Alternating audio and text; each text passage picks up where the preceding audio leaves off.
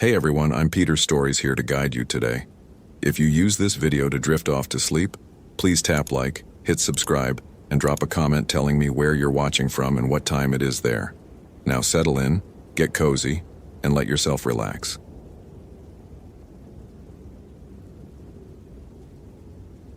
Location: Voyageurs National Park, Minnesota.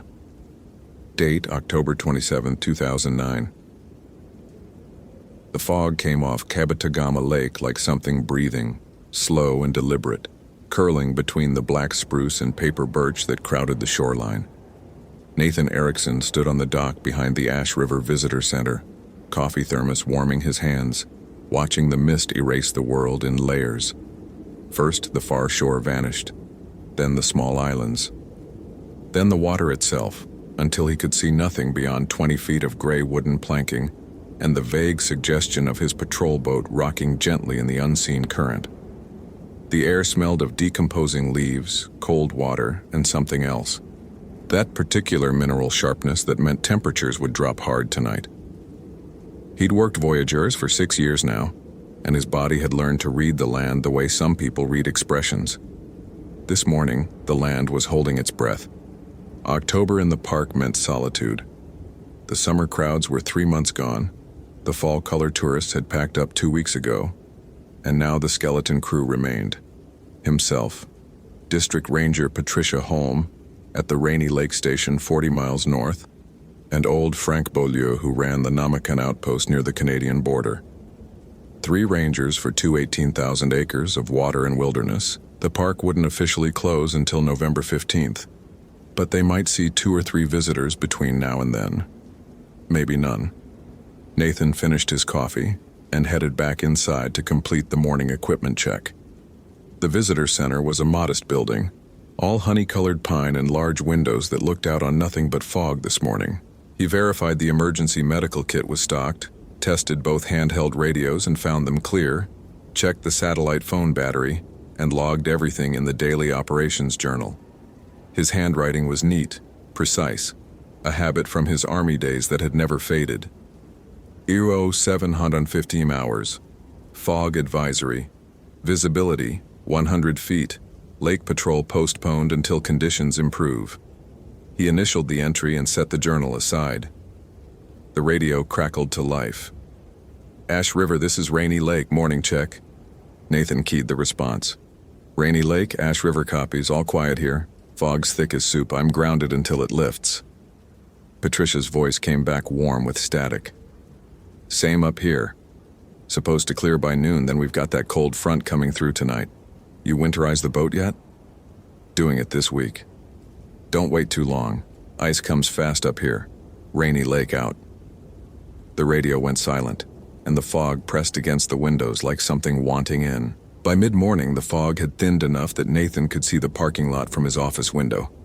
That's when he noticed the car, a silver Honda Civic with Wisconsin plates, parked in the far corner near the trailhead.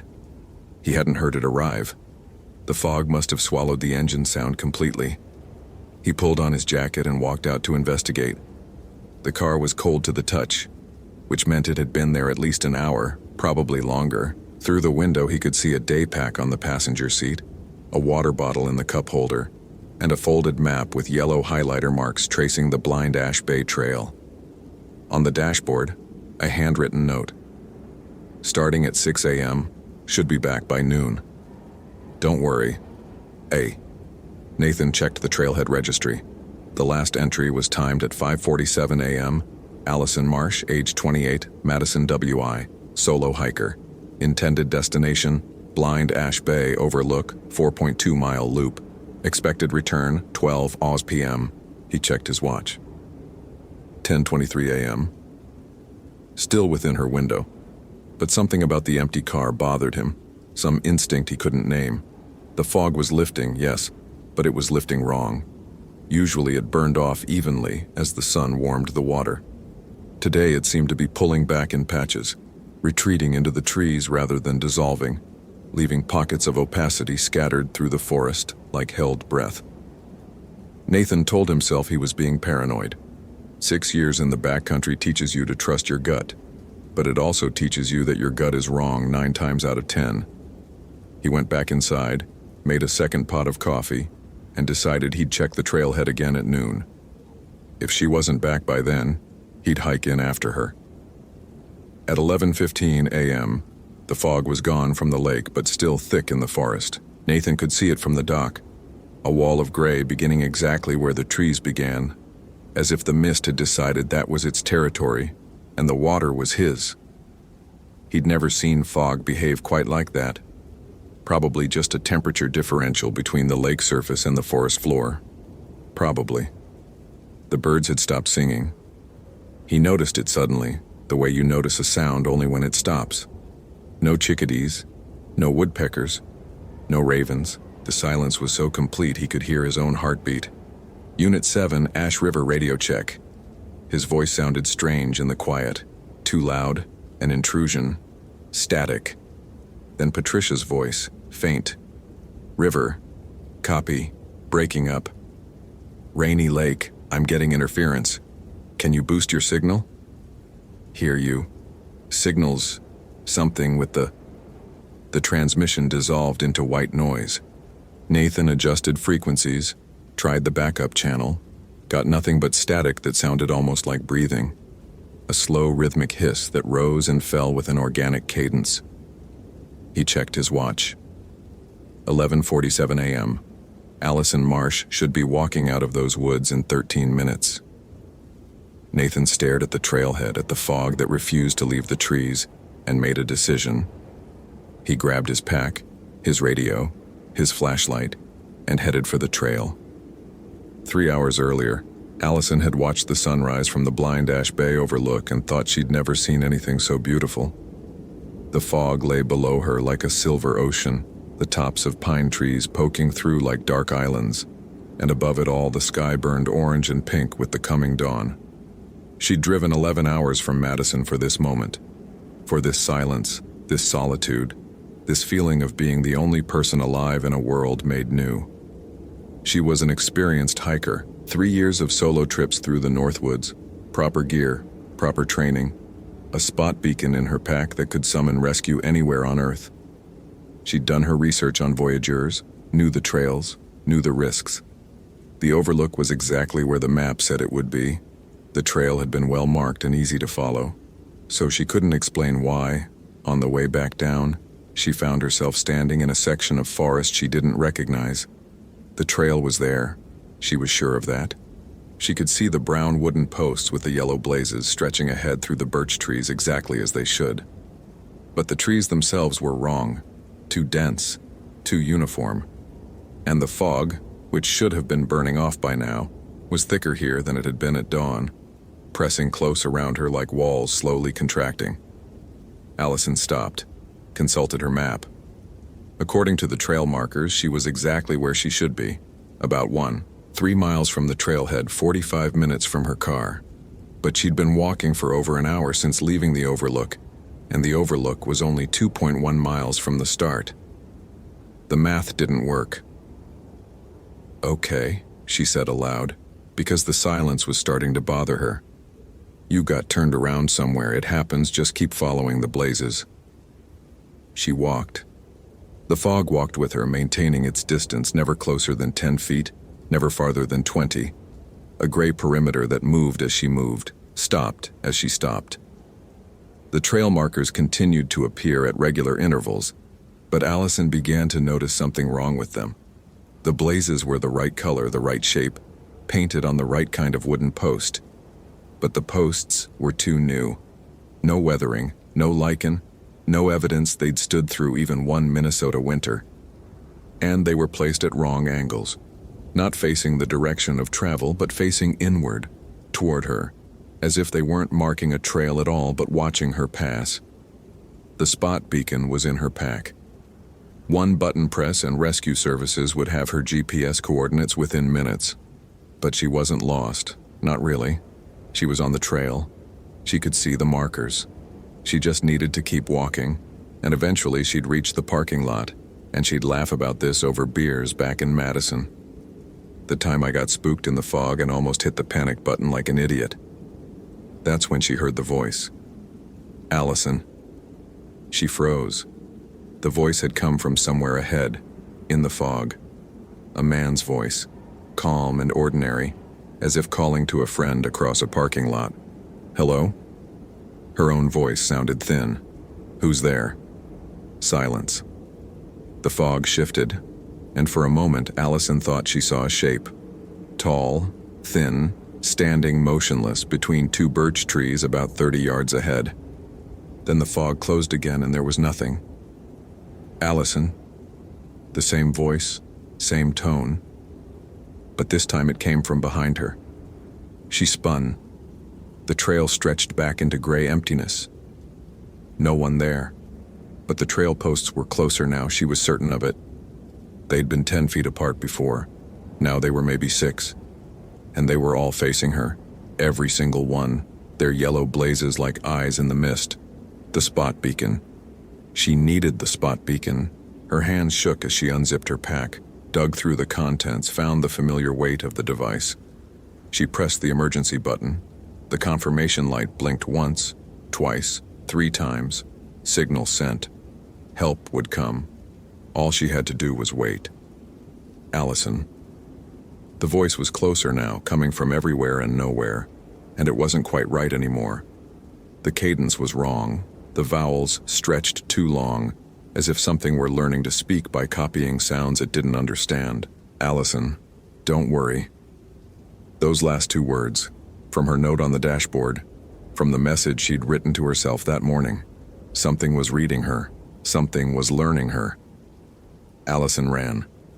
Nathan found her pack at 12:34 p.m., about 1.5 miles up the Blind Ash Bay Trail.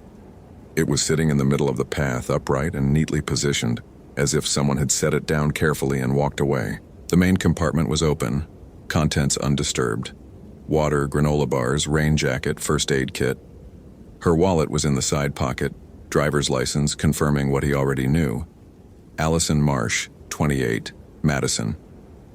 The photo showed a woman with dark hair and a confident smile, the kind of face that expected good things from the world. The spot beacon was missing. Nathan keyed his radio. "Dispatch, this is Unit 7. I have a situation at Blind Ash Bay Trail, approximately mile marker 1.5. Found abandoned pack belonging to missing hiker Allison Marsh, female 28. Pack appears deliberately placed. Requesting immediate..." The radio screamed, not static, a sound. High and continuous, like metal scraping metal or wind through a crack in something that should be sealed, or a voice stretched past the point of breaking. Nathan yanked the radio away from his ear, heart hammering, and the sound stopped as suddenly as it began. Silence. That horrible, complete silence. Then through the speaker, a voice. Patricia's voice, but wrong. "Nathan, don't worry." The same 2 words, the same cadence, and underneath it, barely audible, a sound like breathing, or like something very large, very patient, trying to remember how breathing worked. Nathan turned off the radio. The fog was closer now, he realized.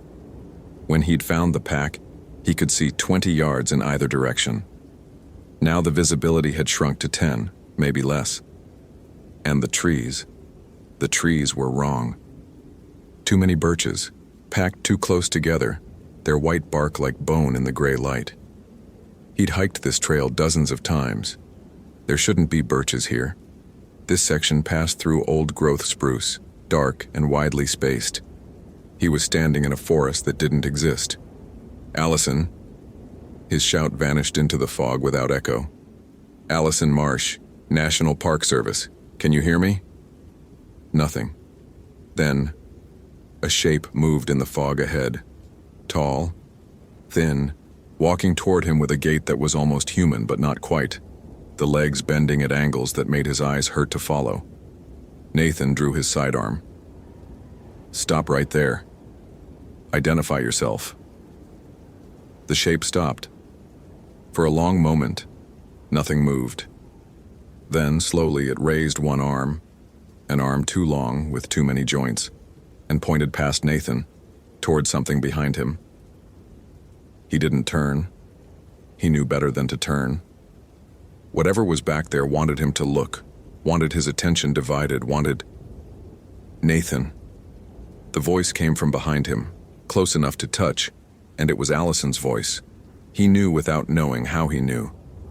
But there was something else layered beneath it, something old and hungry and patient, and it was speaking with her throat, using her breath, wearing her words like a mask. "I found the trail. Come see." Nathan ran. He ran without thinking, crashing through birches that shouldn't exist toward spruce trees he could barely see, and the fog ran with him, and all around him in the gray, he could hear footsteps. Dozens of footsteps, hundreds, keeping perfect pace, never falling behind, never rushing ahead, just following with that terrible patience of something that knows its prey cannot run forever. He burst out of the tree line and nearly fell into the lake. The dock was there. The visitor center was there. The fog stopped at the tree line as if it had hit a wall, churning and roiling but not crossing. Not yet. Nathan stood in the parking lot gasping, his sidearm still drawn, watching the mist pulse between the trees like something alive and frustrated. Allison's car was gone. He hadn't heard it leave. There was no one else in the park who could have driven it away, but the space where it had been was empty, and on the ground where the driver's door would have been, he found a single sheet of paper, the note from her dashboard, the one that said, "Don't worry." The handwriting had changed. The words were the same, but the letters were wrong now, stretched and angular, written by something that had seen human writing but didn't understand what made it human. At the bottom, in that same alien hand, 3 new words had been added. "I remember you." The search operation found nothing. 47 personnel, tracking dogs, helicopter surveys, divers in Kabetogama Lake, nothing. No body, no trace of Allison Marsh after the abandoned pack on the trail. The spot beacon had activated at 11:23 a.m. The GPS coordinates pointed to a location 2.3 miles into the backcountry, in a section of old-growth forest. When rescuers reached the coordinates, they found only birch trees, a dense grove of paper birch that shouldn't have been there, that wasn't there on any survey, that the oldest rangers swore hadn't existed before that day. The grove is still there. It's grown every year since. Nathan Erickson requested a transfer 3 weeks after the incident. He was denied.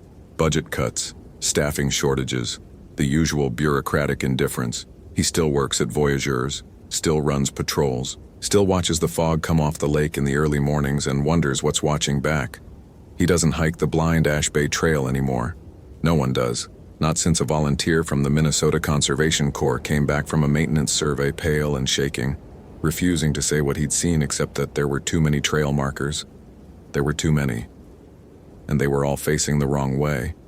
And there was something standing in the birches that knew his name. The official report lists Allison Marsh as missing, presumed drowned. The file is closed, but sometimes late at night when the wind comes down from Canada and the temperature drops hard and fast, Nathan hears his radio crackle to life. Static first, then breathing, then a voice.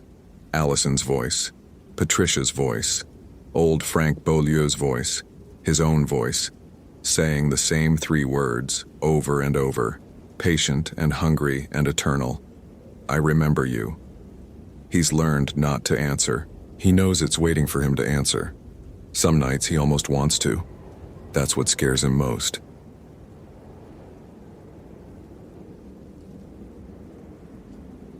Location: Voyageurs, National Park, Minnesota. Date: November 19th, 2017. The first snow of the season arrived without ceremony, falling in thick curtains across the black mirror surface of Kabetogama Lake. Nathan Cole stood at the window of the Ash River Visitor Center, watching the flakes dissolve into the water while steam rose from the coffee mug warming his hands. 6 years with the National Park Service, 4 of them here at Voyageurs, and he still found himself pausing at moments like this, when the world went quiet and white, and the forest seemed to hold its breath. The station radio crackled with the morning weather report out of International Falls. Temperatures dropping through the 20s, wind chill advisory in effect by nightfall, accumulation of 8 to 12 inches expected, nothing unusual for mid-November in northern Minnesota, but enough to close most of the backcountry access points and send the last of the seasonal staff home for the winter. Nathan was one of 3 rangers remaining until spring, a skeleton crew to monitor the frozen landscape, check on the occasional ice fisherman, and wait out the long months of darkness. He finished his coffee and began his morning equipment check, a ritual so ingrained it required no conscious thought. Flashlight batteries full, GPS unit, charged and calibrated, emergency beacon, functional, radio, clear on all frequencies. He tested the channel to dispatch, received confirmation from Eileen's familiar voice, and noted the time in his logbook.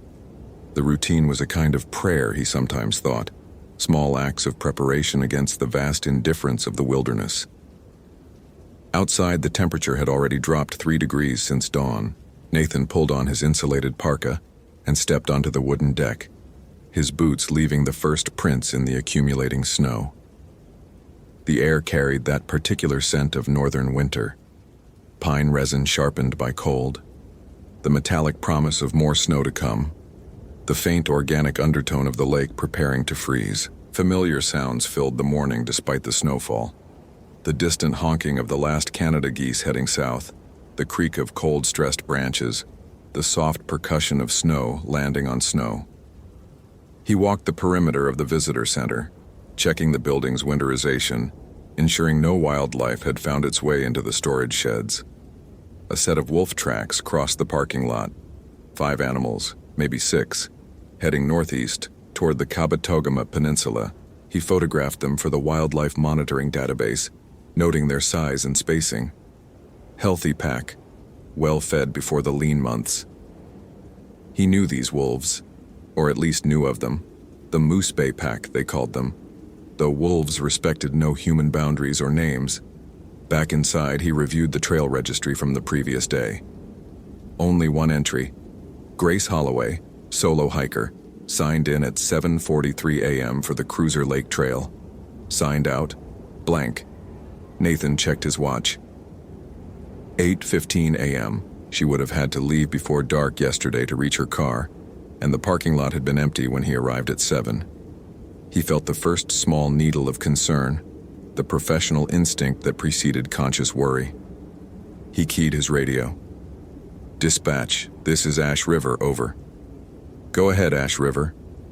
I've got an unsigned trail registry from yesterday. Solo hiker, Cruiser Lake Trail. Can you run the vehicle registration for the lot? Should be the only car there. A pause. Checking now. Static then. Registration comes back to Grace Holloway, age 34, address in Duluth. Emergency contact listed as Margaret Holloway, mother, same address. Copy that. I'm going to take a drive up to the trailhead, verify the vehicle's still there. Understood. Check in at 30-minute intervals, weather's coming in fast.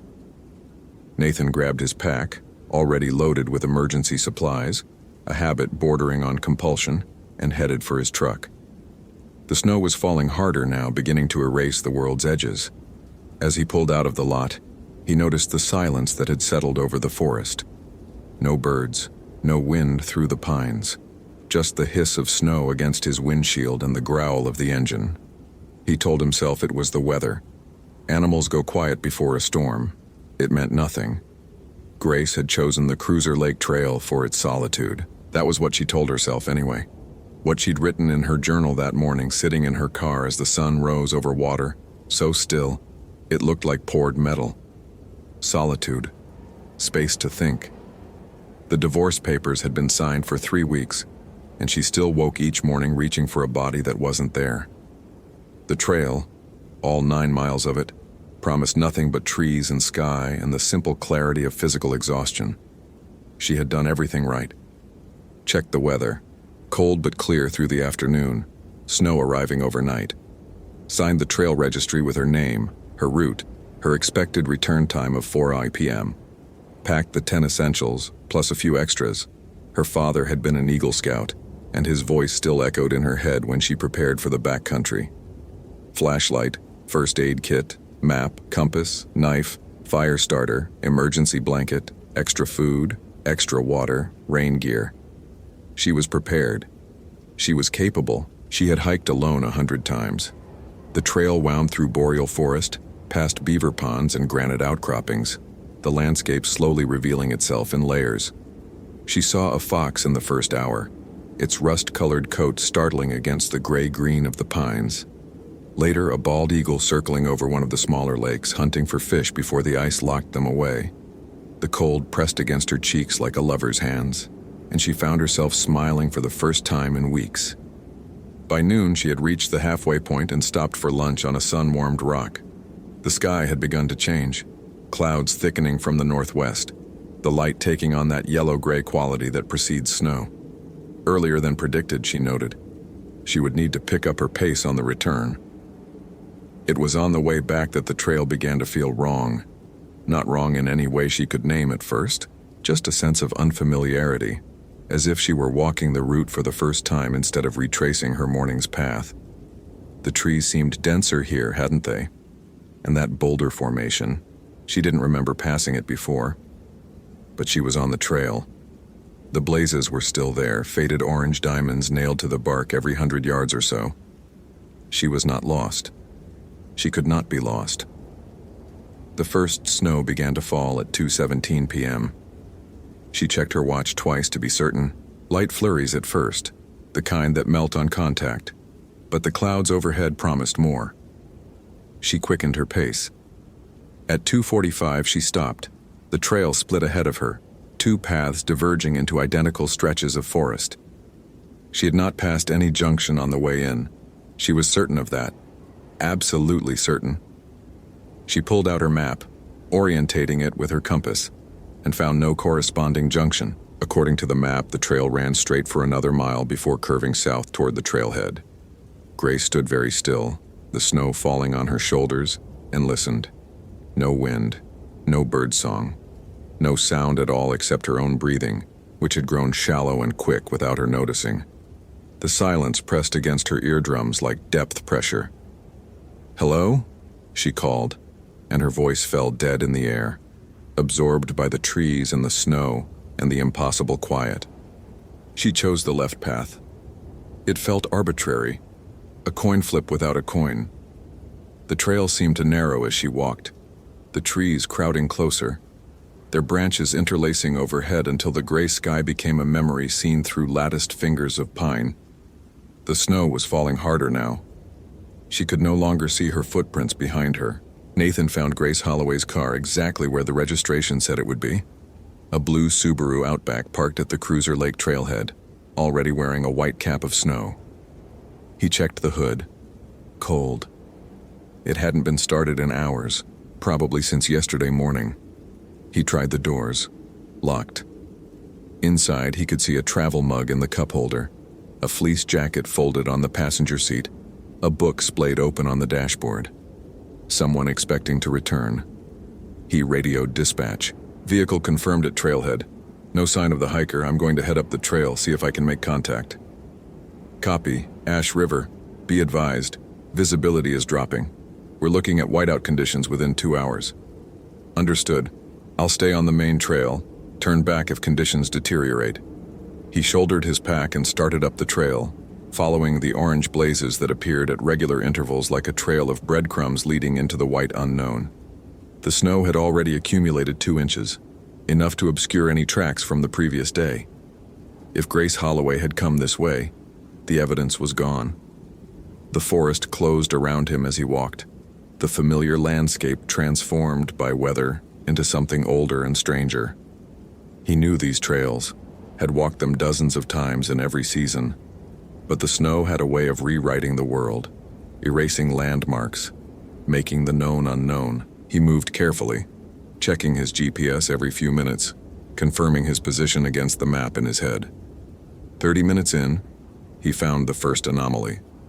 A set of tracks crossed the trail ahead of him. Human tracks, boot prints pressed deep into the snow, fresh, no more than an hour old based on the accumulation in the impressions. They came from the east, crossed the trail at a perpendicular angle, and continued west into untracked forest. No blazed trail ran east-west here. Nathan checked his map again. Nothing. He photographed the tracks, noted the coordinates, and continued north. The prints had been heading away from the trailhead, deeper into the backcountry, away from safety. Another 15 minutes passed. The snow intensified, cutting visibility to perhaps 50 yards. Nathan could feel the temperature dropping, the cold finding its way through the seams of his parka. He was beginning to calculate the point of no return, the moment when continuing the search would become more dangerous than abandoning it, when he heard the voice. "Hello? Is someone there?"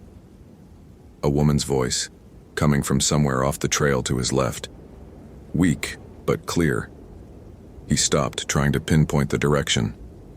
"Hello? This is Park Service. Call out again." Silence. Then, from his right, "Please help me." The same voice. The same woman. But the direction had changed. Nathan stood very still. Sound could do strange things in snowfall, bouncing off trees distorted by wind, creating illusions of location. He knew this. He had trained for this. But there was no wind. The air was utterly still, the snow falling straight down like a curtain being lowered across a stage. He keyed his radio. "Dispatch, I've got possible voice contact with the missing hiker, attempting to establish location." Static answered him. Not clean static, something underneath it, something that almost sounded like breathing. "Dispatch, do you copy?" The static shifted, formed itself into something that might have been words. "Come closer." Nathan checked the radio's frequency. Correct. Checked the battery. Full. The equipment was working. The problem was somewhere else. "Hello?" He called again into the forest. This time the response came from ahead of him, from the direction of the trail itself. "Nathan, I'm over here, Nathan." He knew that voice. Eileen, from dispatch. But Eileen was 30 miles away, in the ranger station at Kabetogama. Eileen, who had been on the radio with him not 10 minutes ago. Eileen, whose voice now came from somewhere in the trees ahead, impossible and wrong. "Nathan, come find me, I'm so cold." Grace had been walking for 2 hours when she realized she was going in circles. The same fallen log, the same cluster of birch trees with their white bark peeling like dead skin, the same granite outcropping shaped like a sleeping bear. She had passed them 3 times now. 3 times, though she had been walking in a straight line, following the trail, never deviating. The snow was up to her calves. Her fingers had gone numb despite her gloves.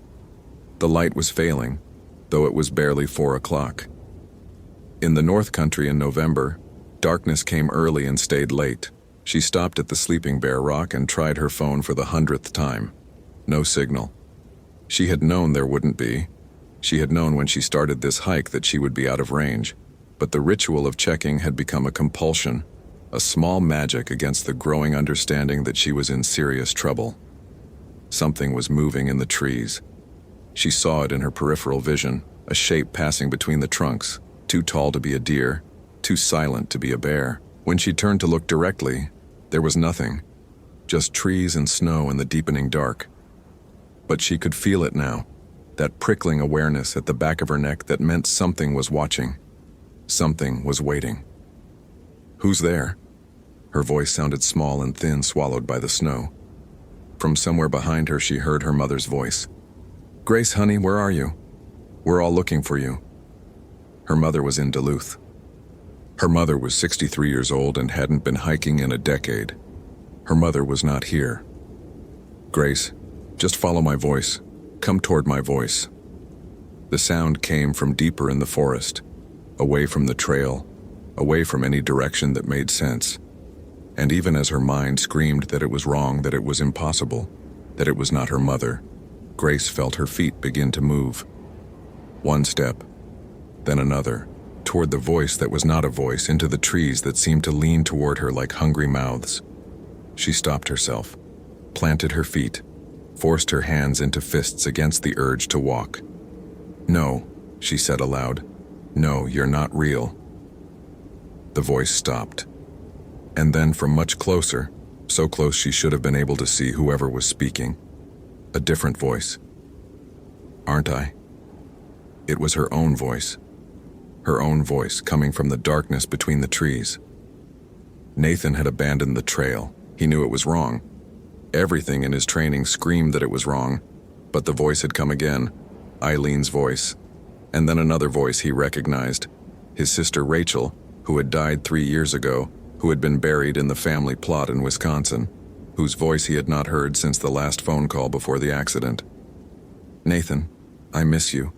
Please come find me. I'm so cold here, Nathan. I'm so cold." He was not following the voice. He would not follow the voice, but he was no longer on the trail, and when he checked his GPS, the screen showed only static. The same static that had infected his radio, the same static that seemed to be spreading through every piece of equipment he carried. The snow was blinding now, true whiteout conditions. He could see perhaps 10 feet in any direction. The trees appeared and disappeared like ghosts, there and then gone, replaced by identical trees in identical positions. He had lost track of which direction led back to the trailhead. He had lost track of everything except the cold and the silence and the voices that kept coming from the forest, calling his name in the tones of people who could not be here. And then he heard something else, a woman crying. Not a familiar voice this time, not a mimicry, just raw, desperate weeping, coming from somewhere ahead of him in the white darkness. He moved toward it. He found her at the edge of a small clearing. Grace Holloway, he assumed, though he couldn't see her face. She was kneeling in the snow, her back to him, her shoulders shaking with sobs. Snow had accumulated on her jacket, on her hair, as if she had been kneeling there for hours. "Ma'am, are you Grace Holloway? I'm with the Park Service. I'm here to help you." She didn't respond, didn't move, just kept crying. That terrible, broken sound. Nathan approached slowly, one hand on the radio that no longer worked, the other extended toward her shoulder. "Ma'am, can you hear me? We need to get you out of here. There's a storm coming in." He touched her shoulder. She was cold. Not cold the way a living person gets cold. Not the chill of exposed skin, the shivering of a body fighting hypothermia. She was cold the way stone is cold, the way water is cold, the way the endless Minnesota winter is cold. Cold that had nothing to do with temperature and everything to do with absence. He pulled his hand back. His fingers had gone numb where they touched her. Slowly, she turned to face him. Grace Holloway's eyes were gone. Not damaged, not closed, simply gone, replaced by dark hollows that seemed to extend far deeper than her skull should allow. Her mouth was open, still producing that weeping sound, but her lips weren't moving. The sound came from somewhere inside her or behind her, or from the forest itself using her as a speaker.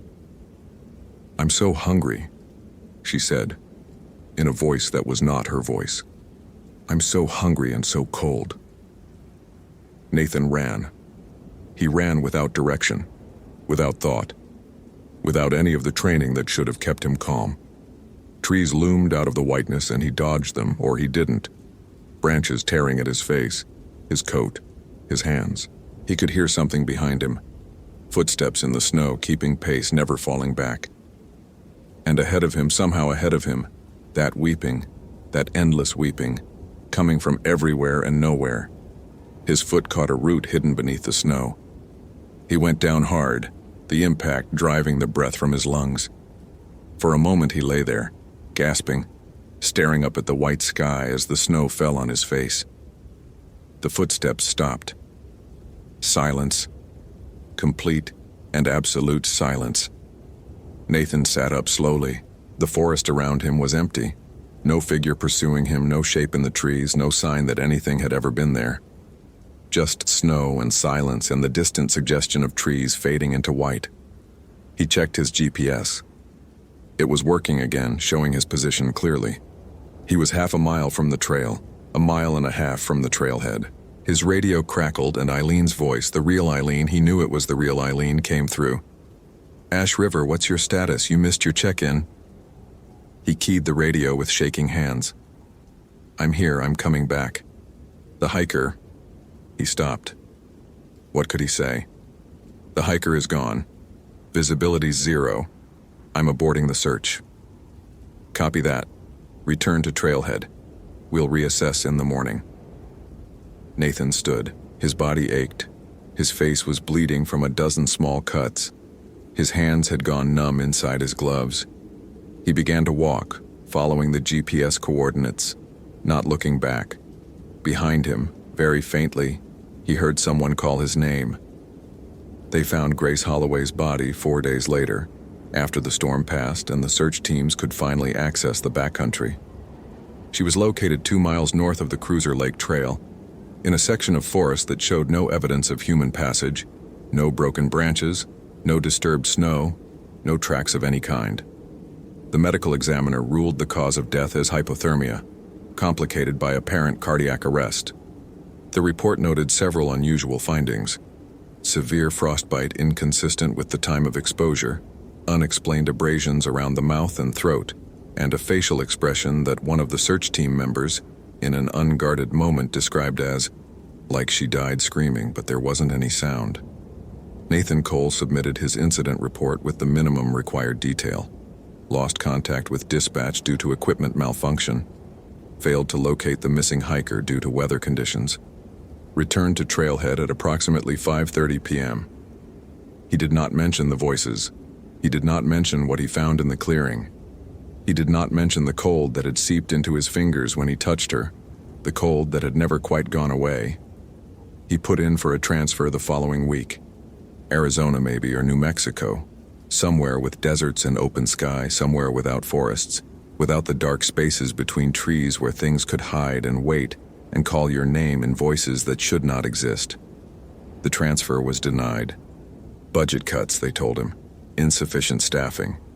He would need to remain at Voyageurs through the winter. At night, in his cabin at the edge of the park, Nathan lies awake and listens to the wind moving through the pines. Sometimes when the wind dies down, he hears something else. Footsteps in the snow outside his window, circling slowly, patiently, as if someone were waiting for an invitation. And sometimes, very faintly, he hears a voice that sounds almost like his own, asking him to come outside, asking him to follow, promising that it won't hurt, promising that the cold only lasts a moment. He never opens the door, but some nights in that space between waking and sleep, he finds himself standing at the window with his hand on the latch, and he cannot remember getting out of bed. The hunger is patient. The hunger can wait. Outside, the snow keeps falling, and the forest keeps its secrets. And somewhere in the frozen dark, something that used to be Grace Holloway walks the trails that exist on no map, calling for help in a voice that almost sounds human, waiting for someone to answer.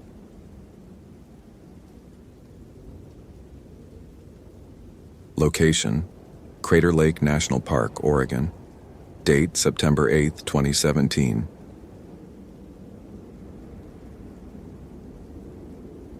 The morning briefing at the Crater Lake Ranger Station began like every other morning in early September, with coffee that was stronger than it needed to be and weather forecasts that were increasingly unreliable. Daniel Morrison had been stationed at Crater Lake for 6 years, long enough to understand that the park existed in a state of permanent contradiction. It was one of the most visited national parks in the Pacific Northwest, yet it possessed vast areas of terrain that saw human visitation perhaps 2 or 3 times per year.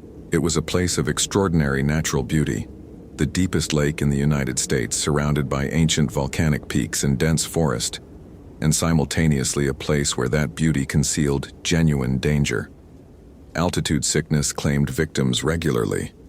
Sudden weather changes had caught hikers unprepared. The water itself was lethal to those unlucky enough to fall in. Not just cold, though at 38 degrees Fahrenheit it was cold enough, but cold in a way that suggested something older than normal winter temperature, something that seemed to penetrate the body from the inside outward. Daniel was 42 years old, 15 years into a career with the Park Service. He'd worked at Yellowstone, at the Grand Canyon, at several smaller parks scattered across the western United States. Crater Lake was his last assignment before retirement, a quiet place he'd thought when he'd taken the position, a place to coast out the final years of his career. The park typically saw its heaviest traffic in summer, and early September marked the beginning of the shoulder season, when crowds began to thin and the staff could breathe again, except the Weather Service was forecasting severe thunderstorms to develop throughout the afternoon and evening. the kind of storms that sometimes materialized rapidly at high elevations without significant warning. The atmospheric pressure was dropping. The humidity was building. All of the indicators suggested that what had been a beautifully clear morning would transition to something considerably more hostile by evening. Daniel reviewed the current permit register. 4 parties held overnight permits, spread across different areas of the park. A family group at Watchman Campground, 2 couples at Lost Creek Campground, and a solo backpacker named Grace Morrison, no relation to Daniel, though he'd noticed the shared surname when processing the permit, who was doing a 3-day trek through the Phantom Ship area and the Northern Rim trails. Grace's permit indicated she was an experienced backcountry hiker with credentials from several mountaineering organizations. She'd planned to camp the first night at Prickly Pear Flat, the second night at the Northern Rim Overlook, and would exit at the East Rim trailhead on the 3rd day. Her itinerary was ambitious but reasonable for someone with her stated experience level. Daniel pulled up her permit photograph. Grace Morrison was a woman in her early 30s, dark hair, the kind of direct, unflinching gaze that Daniel recognized in people who spent significant time in wilderness. She carried the credentials she claimed: mountaineering certifications, wilderness first aid, rescue training. Her permit notes indicated she was documenting plant species adaptation at high elevation, research-focused rather than recreational. Daniel approved it without hesitation. That was something he would remember later. The simple decision made in a few seconds to trust the credentials and the photograph and the assumption that experience meant safety. It was not a bad decision. It was simply a human decision, made with incomplete information in the way that all decisions are made. The weather report had revised upward, now calling for thunderstorm potential increasing to high by 1600 hours. The atmospheric conditions were extremely unstable. Temperature inversions were likely. Wind shear was a possibility. The typical advisory was to stay off exposed ridges and peaks during such conditions. Daniel made a note to contact the permit holders via radio during the afternoon, check that they were aware of the forecast and prepared to seek shelter if needed. By 1100 hours, the sky had begun to change, not dramatically. The sun was still visible, the clouds still wispy, but with a quality of transition that suggested the atmosphere was reorganizing itself. Daniel could smell it in the air. Ozone, the metallic tang that precedes electrical storms, the scent of moisture gathering at altitude. He filled another thermos with coffee and prepared to drive out to the Rim Trail parking area. It was protocol to make visual inspections of permit holder locations if severe weather was anticipated. He wanted to establish baseline conditions before the storms developed. The drive from the station to the crater rim took about 20 minutes, depending on which access point he was heading toward. This morning he was heading northeast, toward the North Rim area where Grace Morrison's second camp would be located tomorrow, or where she would shelter if the weather deteriorated faster than expected. The road climbed steadily, the elevation increasing, the temperature correspondingly dropping. By the time Daniel reached the parking area near the North Rim Trail, he was perhaps 6,000 feet above sea level, high enough that the air had a noticeably different quality, thinner, clearer, but also more vulnerable to rapid weather changes. He stepped out of the vehicle and stood for a moment assessing. The lake was visible from this vantage point, a massive body of impossibly blue water, the deepest lake in the country, created by a volcanic collapse that had occurred more than 7,000 years ago. The water was so deep and so pure that light seemed to penetrate impossibly far down before being absorbed entirely. Daniel had always found it beautiful and slightly unsettling in equal measure. It was the kind of place that suggested both human insignificance and the presence of something older, something that had been here long before the mountain existed in its current form. The trail from this location descended toward the water, eventually reaching some of the most remote backcountry in the park. Grace's itinerary would have her spending the first night at Prickly Pear Flat, a meadow area relatively close to the rim, and then moving to the Northern Rim Overlook for the second night. Both locations were defensible, open enough that she could see approaching weather, with potential shelter nearby. Daniel checked his radio. The frequency was clear. He activated it. "Dispatch, this is Unit 1, Northside Rim location, confirming permit holder status for Phantom Ship area. Stand by." Copy, Unit 1, came the response. Go ahead. We'll be conducting visual trail inspection from North Rim down to Prickly Pear Flat. Expect to be out of service for approximately 2 hours. We'll check back in at 1300 hours. Copy. Weather advisory remains in effect. Severe thunderstorms potential developing. Watch conditions. Daniel acknowledged and began hiking. The trail descended gradually, following the contours of the mountainside, offering periodic views of the lake. The forest here was dense, whitebark pines, Douglas firs, the understory thick with smaller vegetation. The air was clear and cool. The only sounds were wind, his own footsteps, and the distant cry of what sounded like a raven somewhere higher up the mountain. He moved at a steady pace, his eyes on the trail, looking for evidence of recent passage. Grace Morrison would have come through here yesterday or early this morning, heading toward her first camp. The trail showed signs of foot traffic, recent prints in the softer sections, displaced rocks on switchbacks, the minimal disturbance that an experienced hiker creates. Daniel found one of her campsites relatively quickly. She'd chosen a small protected area perhaps a mile from the Rim parking lot. Established minimal impact camp, clearly taken care to ensure she was following wilderness ethics. He continued down toward Prickly Pear Flat, estimating she would be camped somewhere in that meadow area if her itinerary was accurate. The trail grew slightly steeper as it descended toward the flatter terrain. Daniel was moving quickly now, confident in the terrain, his attention mostly on the sky and the changing light quality. The clouds were building more noticeably now, towering cumulus formations developing to the south and west, the kind of cloud development that suggested rapid intensification. He checked his watch. 12:45 hours. He would establish contact with Grace in another 30 minutes, confirm her status, brief her on the weather situation, and head back toward the Rim.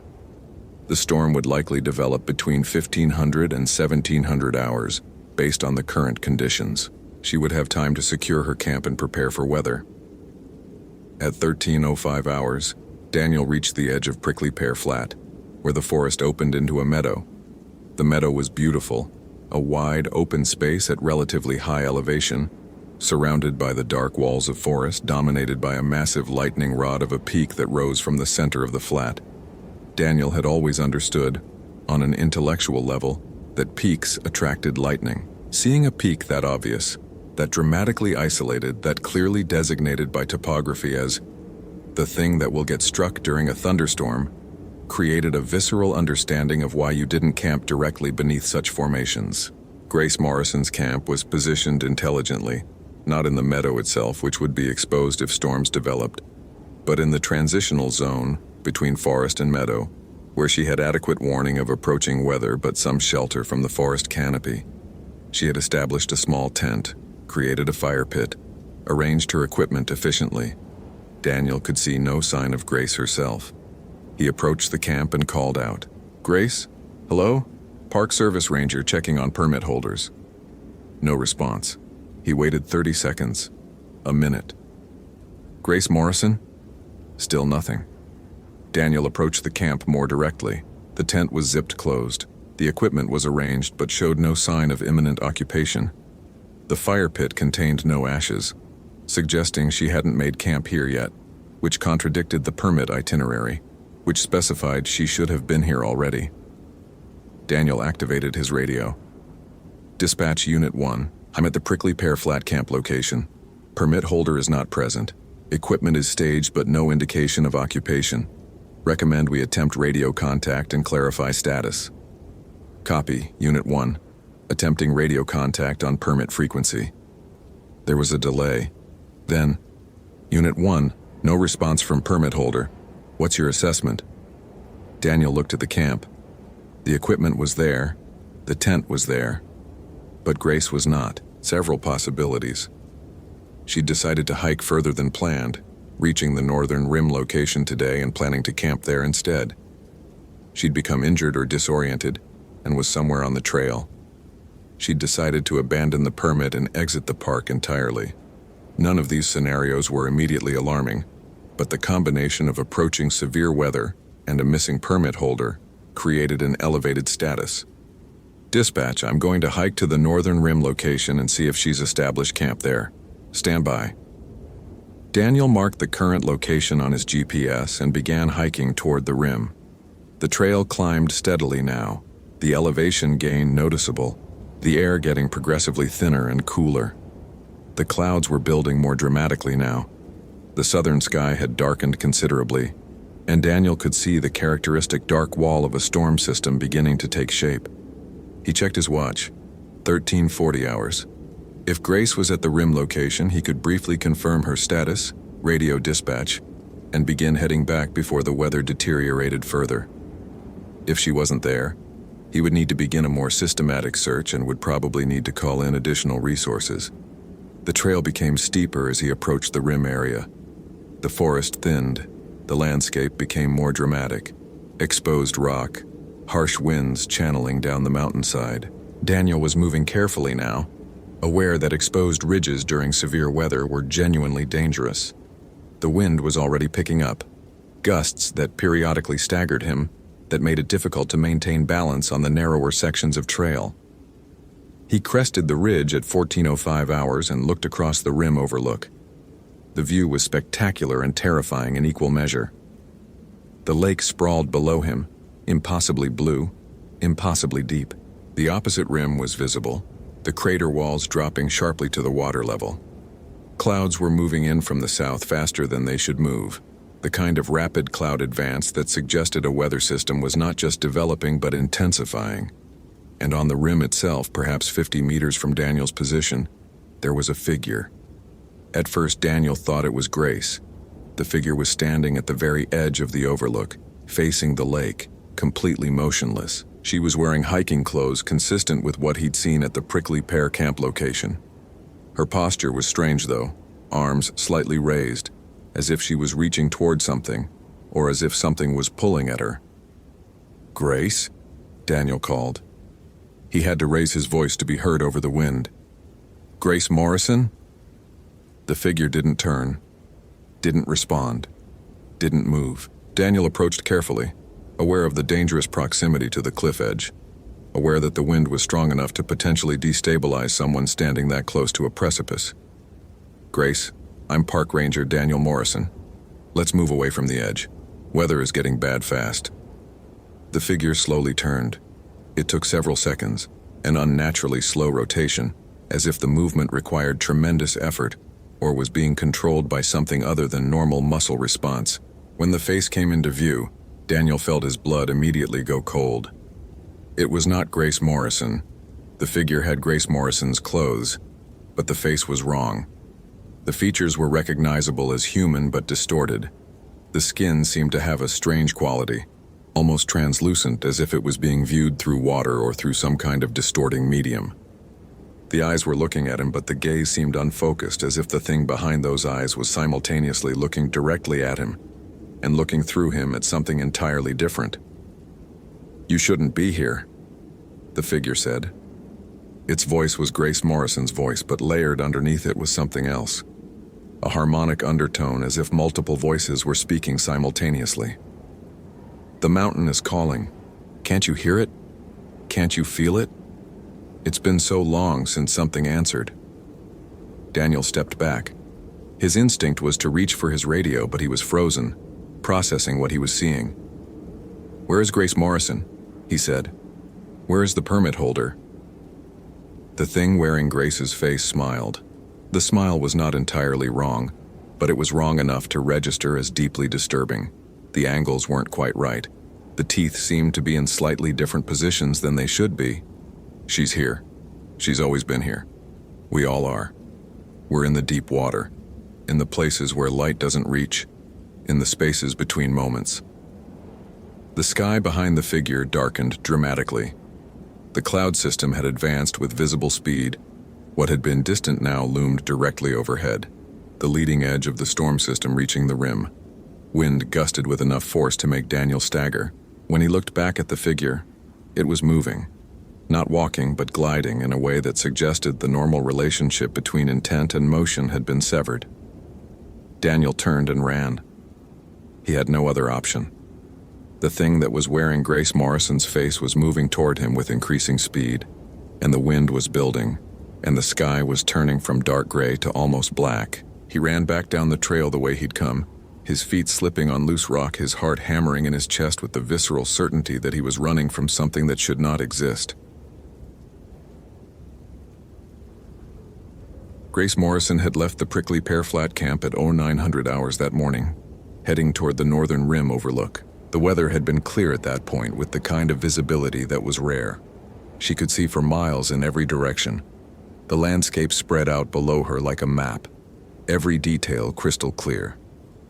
She'd been hiking well, maintaining good pace, enjoying the solitude and the natural beauty of the high country.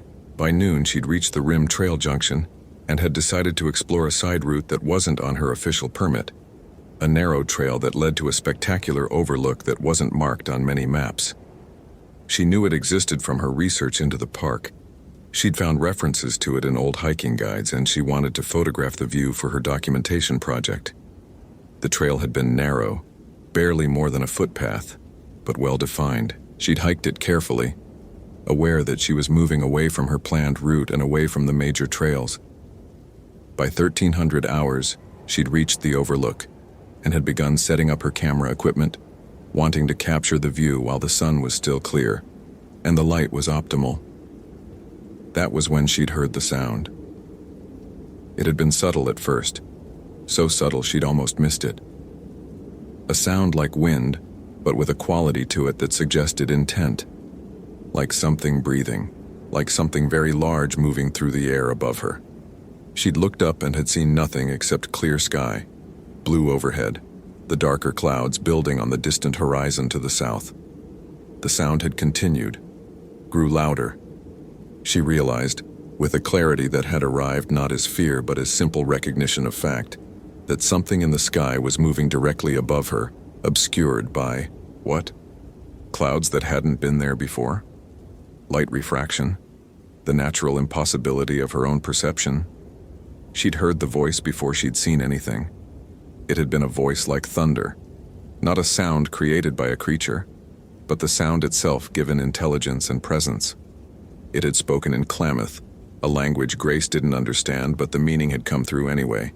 Not through her ears, but through some other perception, some part of her consciousness that existed outside normal sensory channels. The message was simple. You are here. That is enough. Come deeper. Come where the light doesn't go. Come where we are waiting. Grace had tried to resist.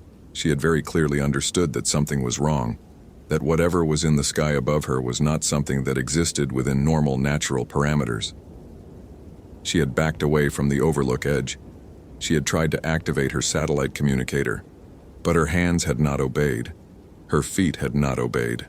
Something had taken control of her nervous system, overriding the normal relationship between thought and action. She had found herself walking, not toward the trail she'd come from, but toward the rim edge. She had found herself moving as if she was being guided or piloted or controlled by something that knew exactly where it wanted her to be. The voice had continued speaking in Klamath, in English, in languages she didn't recognize. It had told her about the mountain. It had told her that the mountain had been here long before humans, that it had created itself through its own will, that it had been waiting for someone to understand. It had told her that humans lived on top of the mountain, while the mountain lived underneath them, and that the arrangement was temporary, and that sometimes the mountain reached up and reclaimed what belonged to it. Grace had tried to scream. Her throat had refused to produce sound. She had tried to fight against the force that was controlling her movement. Her muscles had not responded. She had watched with the strange dissociation of someone experiencing profound trauma, as her body had moved to the very edge of the rim overlook and had stopped there, waiting. When the ranger had appeared, Grace's consciousness had recognized him as a potential rescuer. She'd tried to call out to him, but the control that had taken over her body had been absolute. She'd heard herself speaking, but the words were not hers. She'd watched her face move, but the expressions were wrong. She'd existed as a passenger in her own body, watching from behind her own eyes as something else used her voice and her face to communicate with the ranger. She understood with a horror that was absolute That the thing that had taken control was showing the ranger what had happened to her. It was demonstrating what happened when you entered the mountain's territory, when you came to the high places where the ancient things still dwelt. And then the ranger had run, and something had changed. The control had released slightly, not fully, but enough that Grace could perceive multiple realities at once. She was standing on the rim. She was falling through the air. She was already in the water below, the impossibly cold water. The water that was not quite water but something else. Something that had been there before the lake. Something that dwelt in the deepest places and had been waiting for the sky thing to guide prey down to it. Dosing. Daniel made it back to the rim parking area at 14:45 hours, soaked in sweat despite the dropping temperature, his heart still racing at dangerous levels. He reached his vehicle and immediately activated his radio on the emergency channel. Dispatch, this is Unit 1. I have a critical situation at the North Rim area. Permit holder Grace Morrison is missing, presumed in distress. Location is North Rim Overlook. I encountered something unusual at that location. Requesting immediate backup and emergency services. I'm declaring a full search and rescue activation. There was a pause. Then, Unit 1, clarify your situation. Are you injured? Do you require medical assistance? Negative, Daniel said. He was taking deep breaths, trying to calm his racing heart rate, trying to process what he'd seen. I'm uninjured. But there is a permit holder in danger. I need backup at the North Rim Overlook. The weather is deteriorating rapidly. Copy Unit 1. We're mobilizing rescue volunteers. ETA approximately 30 minutes. Please remain at your location and provide updates. Daniel sat in his vehicle with the engine running, the heater warming him, watching the sky darken outside the windshield. The storm front was now directly overhead. The wind was reaching near gale force. The rain was beginning. First scattered drops that quickly became a downpour. Lightning flickered in the distance and the rumble of thunder followed seconds later. He tried to process what he'd seen. A hallucination, brought on by stress and rapid altitude change. A person in extreme psychological distress, moving and speaking in ways that his brain had misinterpreted. An elaborate prank by someone who knew he was coming. None of these explanations fit the reality of what he'd experienced, but they were the only explanations that existed within the normal parameters of what was possible. The radio crackled. Unit 1, we've got 5 rescue volunteers en route. They'll be at your location in approximately 20 minutes. Dispatch is also attempting radio contact with the permit holder. No response on satellite frequency. Copy, Daniel said. I'll brief them when they arrive. What would he tell them? That he'd seen a figure wearing the missing hiker's face moving with unnatural grace. That it had spoken to him in a voice that seemed to exist independently of the body producing it. That it had suggested the permit holder was already dead, already in the water, already claimed by something that dwelt in the crater itself. Lightning struck nearby, close enough that Daniel felt the electromagnetic pulse wash over the vehicle, close enough that the thunder was simultaneous with the flash. No delay between light and sound. The rain was coming down in sheets now, the visibility reduced to perhaps 20 meters. The high wind was rocking the vehicle. Daniel sat in the darkness and waited for the rescue team. The search continued for 4 days. The rescue volunteers covered every accessible trail, examined every campsite, called out for Grace in the places where echoes would carry. The weather cleared somewhat, not completely, but enough that helicopter support could be brought in to survey areas that were inaccessible by foot. The volunteers examined the rim overlook where Daniel had encountered the figure. They found nothing. No disturbance, no evidence of violence, no indication that anyone had been there. Grace Morrison was never found. Her tent remained at Prickly Pear Flat. Her equipment stayed at the overlook. Her vehicle remained in the parking area.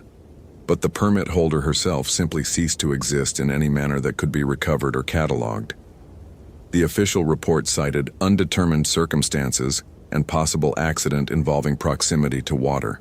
Daniel's account of what he'd seen was noted in the file as Ranger report of possible medical episode or perceptual distortion due to altitude and stress. The case was closed pending any new evidence. Daniel remained at Crater Lake for 2 more years before requesting a transfer. He spent those 2 years monitoring weather patterns obsessively, avoiding the rim areas during storm development, maintaining constant awareness of the sky. He heard stories in those 2 years, from other rangers and from longtime park employees. Stories about hikers who had disappeared in previous years.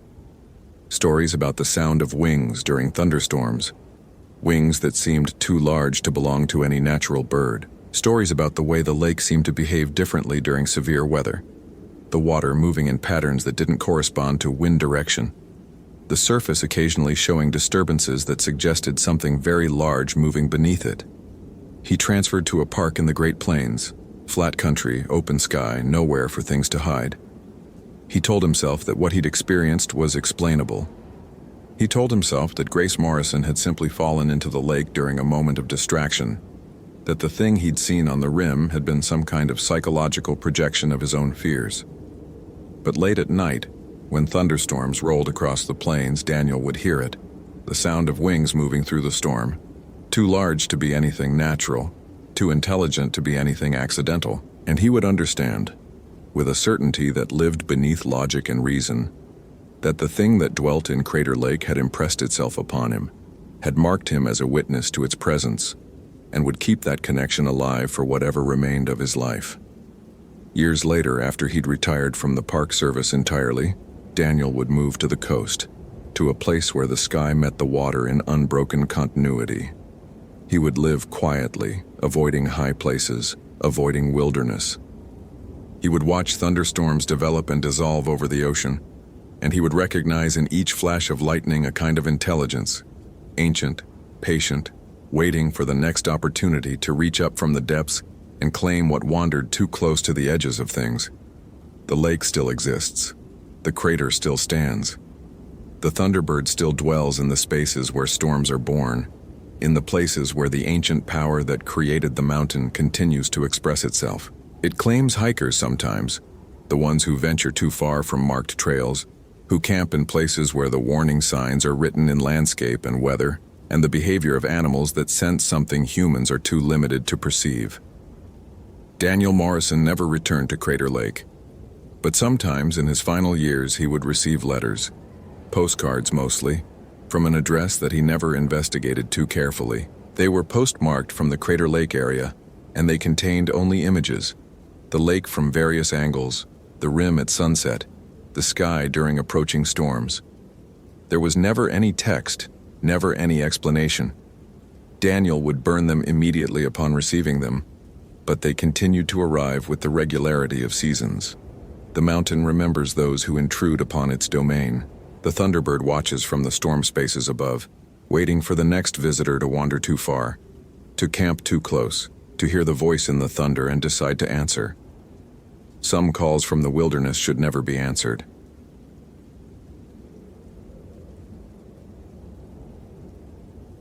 The coffee had gone cold in Nathan's thermos by the time he noticed. He'd been standing at the window of the Kabetogama ranger station for nearly 10 minutes, watching the gray sky press down on the water like a hand slowly closing. November had stripped the birches bare, and the aspens stood like pale bones against the dark mass of pines that rolled endlessly toward the Canadian border. The lake had begun to freeze in the shallows, thin ice forming crystalline fingers that reached toward the deeper water where the current still moved. It wouldn't hold weight yet, wouldn't hold anything for weeks, maybe longer if the temperatures kept fluctuating the way they had been. Nathan poured the cold coffee into the sink and started a fresh pot. The station smelled like it always did this time of year: wood smoke from the pellet stove, the faint mustiness of old maps and logbooks, the particular staleness of a building that would see few visitors until spring. Most of the summer staff had gone home in September. The seasonal rangers had followed in October. Now it was just Nathan, holding down Kabetogama, while Jim Reeves covered the Rainy Lake District 20 miles north. Skeleton crew. The Park Service called it winter operations, but Nathan had always thought of it as caretaking, watching over something vast and sleeping, waiting for it to wake again. He checked the weather radio while the coffee brewed. The mechanical voice recited what he already knew: a system moving down from Manitoba, temperatures dropping into the teens by nightfall, 6 to 8 inches of snow expected before morning. Nothing unusual for mid-November in northern Minnesota.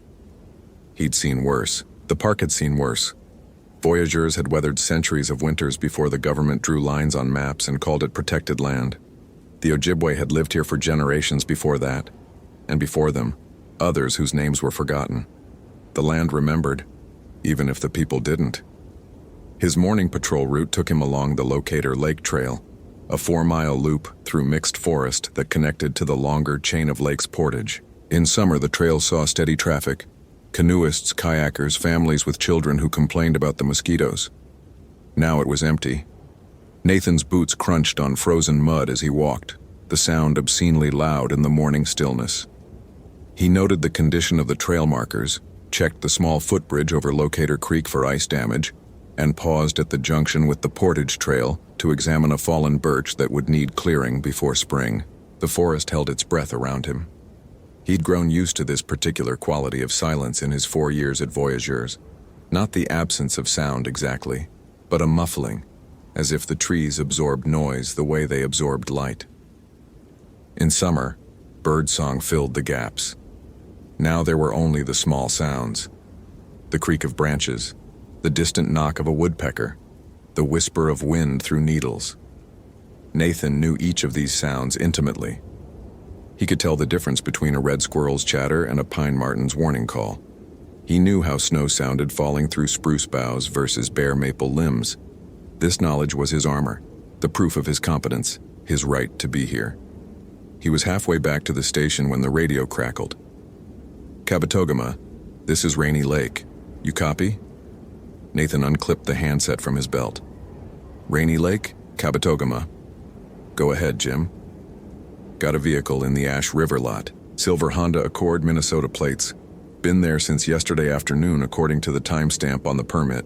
Single occupant registered, female, age 26, planned overnight on the Cruiser Lake Trail. She was supposed to be back by 1600 yesterday." Nathan felt the familiar tightening in his chest that came with every overdue report. Most of the time, it was nothing. Hikers misjudged distances, decided to extend their trips, forgot to check out at the trailhead, but sometimes it wasn't nothing. Any contact attempts? Negative. No cell coverage out there, and she didn't take a satellite phone. I've got her registration info. Name's Brooke Ellison. Address in Duluth. Emergency contact is a sister in Minneapolis. Haven't notified yet. "Weather's coming in," Nathan said. "If she's still out there, I know. I'm tied up with a downed tree blocking the Rainy Lake access road. Can you check the Ash River lot? See if the vehicle's still there? If it is, we'll need to start a search grid." "Copy that. I'll head over now and report back." He clipped the radio to his belt and turned east toward the Ash River access point. The Cruiser Lake Trail was 8 miles round trip through some of the most remote terrain in the park: old-growth forest, boggy lowlands, and a series of small lakes that froze unpredictably. Good hiking in summer, dangerous in late fall. Nathan tried not to think about what a night in the open would do to someone unprepared for temperatures in the teens. The Silver Accord was exactly where Jim had said it would be, alone in the gravel lot at the end of Ash River Road. Nathan parked beside it and got out, his breath fogging in the cold air.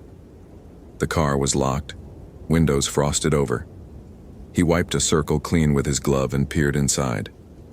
A sketchbook lay open on the passenger seat, pencil drawings of trees, water, rocks. The kind of careful observation that suggested someone who really looked at the world. A half-empty water bottle in the cup holder, a fleece jacket draped over the back seat.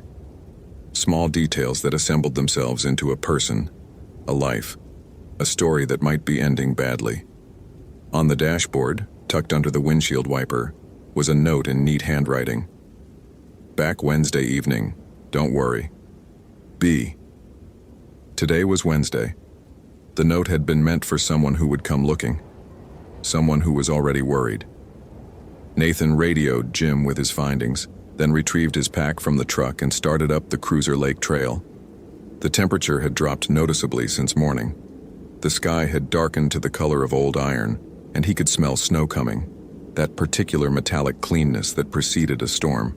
If Brooke Ellison was still out there, she didn't have much time. Brooke had known she was in trouble since yesterday afternoon, though she hadn't wanted to admit it to herself. The trail had been clear enough for the first 3 miles, orange blazes on trees, occasional wooden posts marking the route. Then the blazes had stopped, or she had stopped seeing them. She wasn't sure which, and the distinction had seemed important for a while, back when she still believed she could find her way back.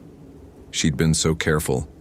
She'd studied the map, noted the landmarks, checked her compass every half-mile like the guidebook recommended. The trail was supposed to curve northeast after the second creek crossing, following the contour of a ridge before descending to Cruiser Lake. But there was no ridge. There was only forest, endless, identical forest that seemed to shift when she wasn't looking directly at it. The first night had been bad. She'd built a fire, or tried to. The wood was damp, and her matches were running low, and the flames never grew beyond a guttering orange glow that threw more shadows than light. She'd huddled against a fallen log, wrapped in her emergency blanket, listening to sounds she couldn't identify. Branches cracking in the distance. Something moving through the underbrush circling. The soft crunch of footsteps on frozen ground that stopped whenever she held her breath to listen. By morning, she'd convinced herself it was deer. Maybe a wolf, though wolves rarely came this close to humans. The forest was full of animals. Animals made sounds. Sounds carried strangely in the cold. She was tired, and tired, scared people heard things that weren't there. But then she'd found the tracks.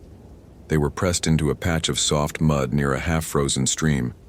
Footprints, human footprints, bare human footprints. No boots, no shoes. Just the clear impression of naked feet, each print nearly a foot long, the toes splayed wide as if gripping the earth. They came from nowhere and went nowhere. They simply appeared at the stream's edge and vanished into the water. Brooke had stared at those prints for a long time. Her mind offered explanations, rejected them, offered new ones. Another hiker who'd lost their boots. Someone from a nearby cabin taking an ill-advised walk. A prank somehow, left here to disturb whoever found it. Each explanation felt thinner than the last. She'd started walking again, faster now, no longer looking for blazes but simply trying to put distance between herself and those prints. The forest seemed to thicken around her. Trees grew closer together. The sky, what she could see of it through the canopy, had gone the color of a bruise. And then she'd heard the voice. Brooke. Her own name, spoken clearly, from somewhere behind her and to the left. A woman's voice, familiar somehow, though she couldn't place it. She'd frozen, heart slamming against her ribs.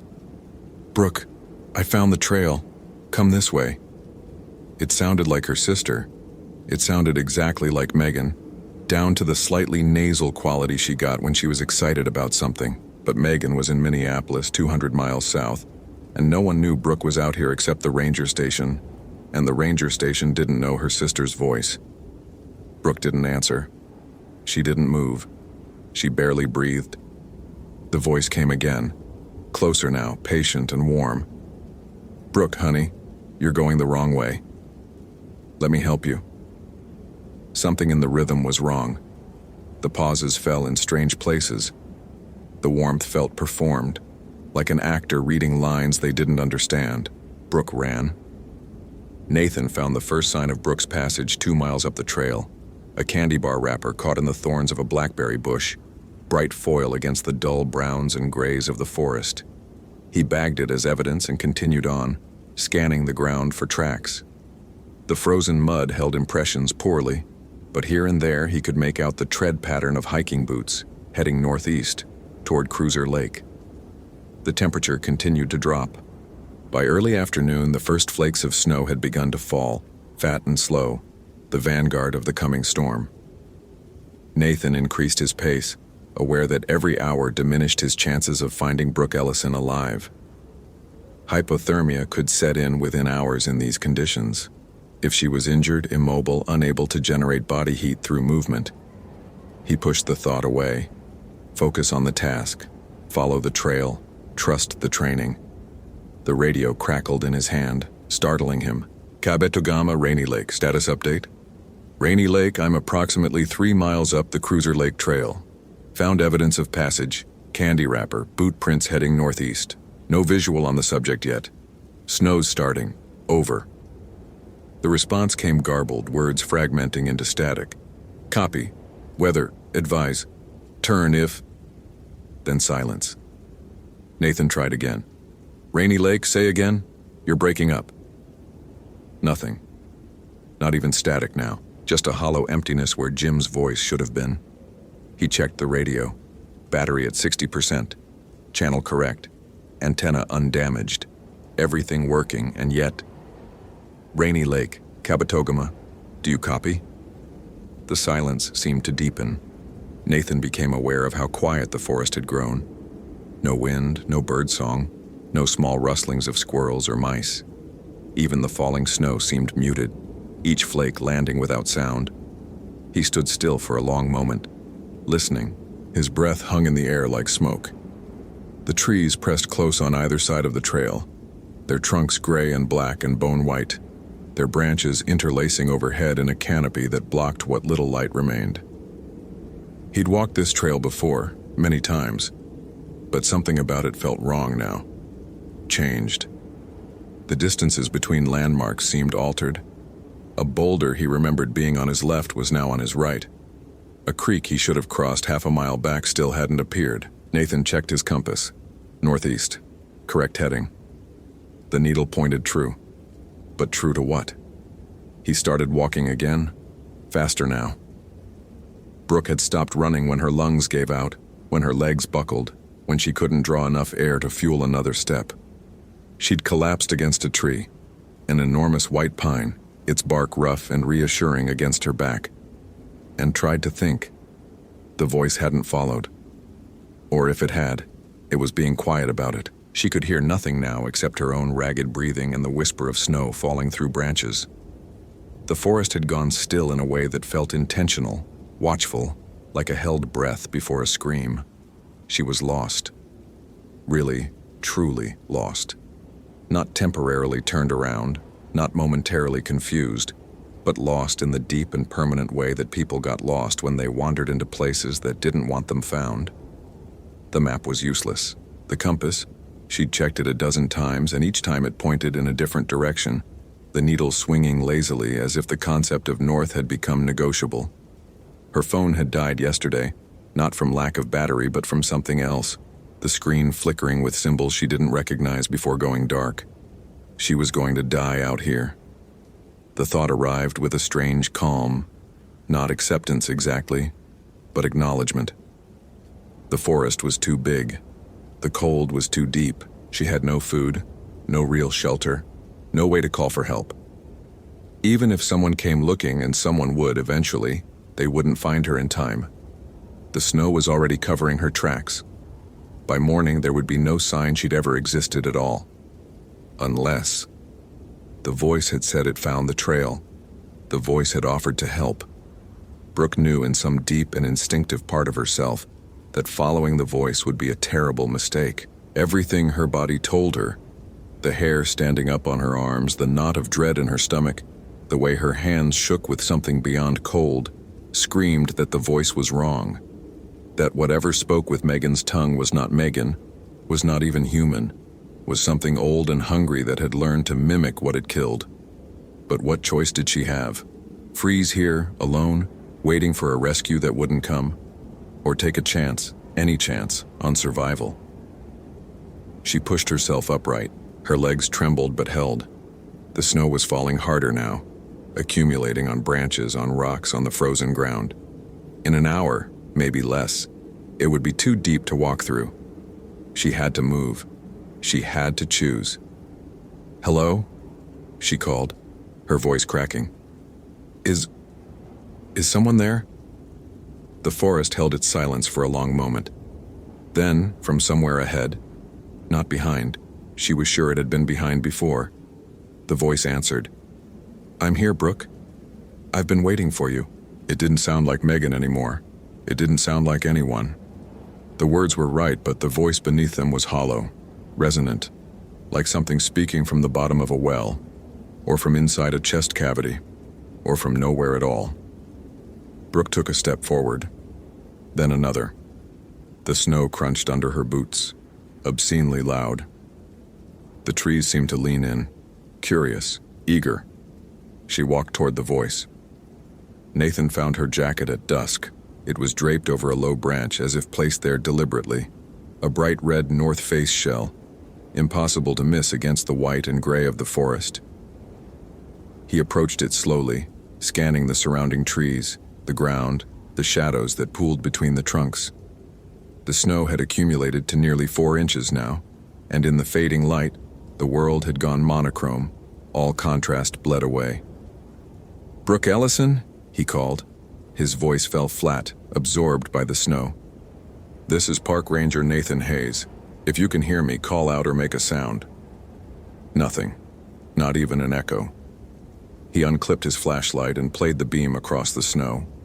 There, boot prints, half filled but still visible, leading away from the jacket and into the deeper forest. And beside them, overlapping them in places, another set of prints. Barefoot, impossibly long, toes spread wide, as if whatever made them was gripping the earth with each step. Nathan had grown up in northern Minnesota. He'd heard the stories that everyone heard, passed down from grandparents who'd heard them from their grandparents, who'd learned them from the Ojibwe who'd lived here since time out of memory. Stories of the Wendigo, the hunger spirit, the thing that came in winter when the world was starving. It had been human once, the story said. It had done something unforgivable to survive, and the doing had changed it. Now it hungered forever, hollow and cold.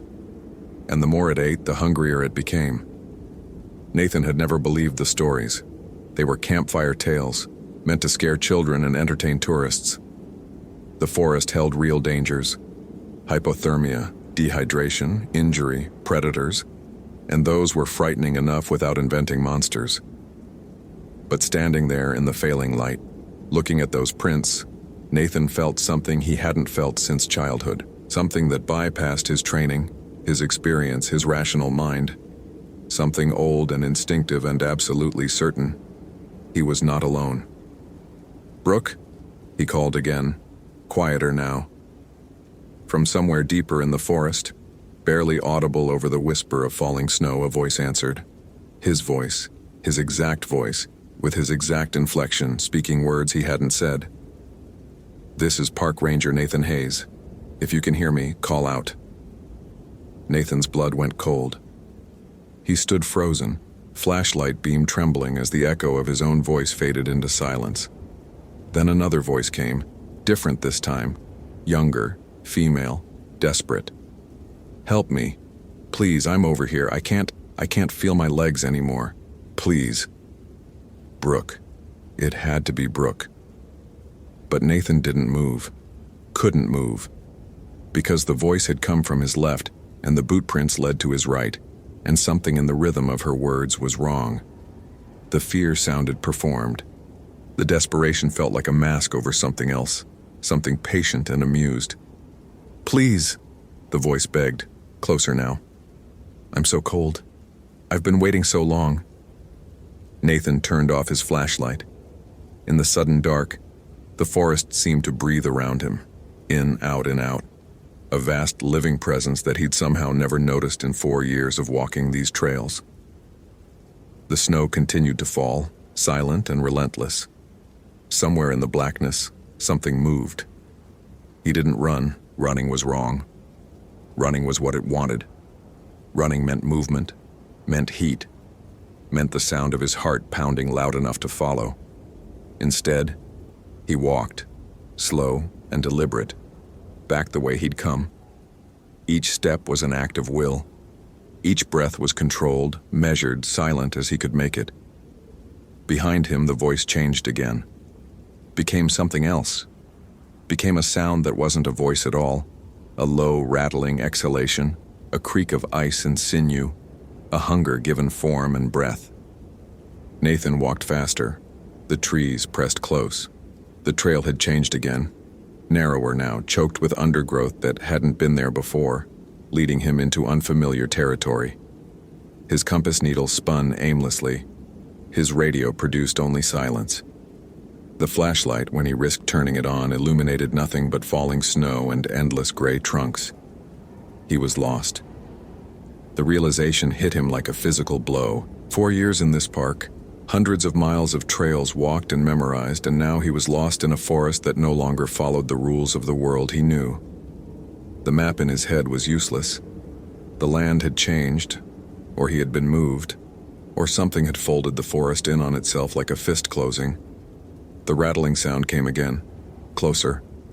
Nathan could smell something now, a sweetness beneath the cold, the smell of meat gone wrong, of something rotting from the inside out. He thought of Brooke Ellison, of her jacket hanging on that branch, of her boot prints walking beside those impossible barefoot tracks, walking toward something, walking willingly, because it had sounded like someone she trusted, because the cold made you desperate, because sometimes the only choice was between certain death and probable death, and humans always chose probable, even when probable was a trap. The smell grew stronger. The rattling became a rhythm, almost like breathing, almost like speech. Nathan's flashlight flickered once, twice, and he caught a glimpse of something between the trees. Tall, so tall, white and gray and wrong in every proportion, with arms too long and eyes that reflected his light like mirrors. Then the flashlight died. Nathan ran. They found him 3 days later, 2 miles from the Ash River trailhead, curled in a hollow beneath a fallen log. He was alive, barely, hypothermic, dehydrated, unresponsive. His radio was missing. His flashlight was crushed, as if something had stepped on it. He couldn't explain how he'd gotten where he was, or what had happened to the intervening days, or why he kept repeating the same phrase over and over as the medics loaded him onto the stretcher. It remembers. It remembers everything. Brooke Ellison's body was never found. The official report listed her as a missing person, presumed dead from exposure. Her car was towed from the Ash River lot. Her sister flew in from Minneapolis to collect her belongings.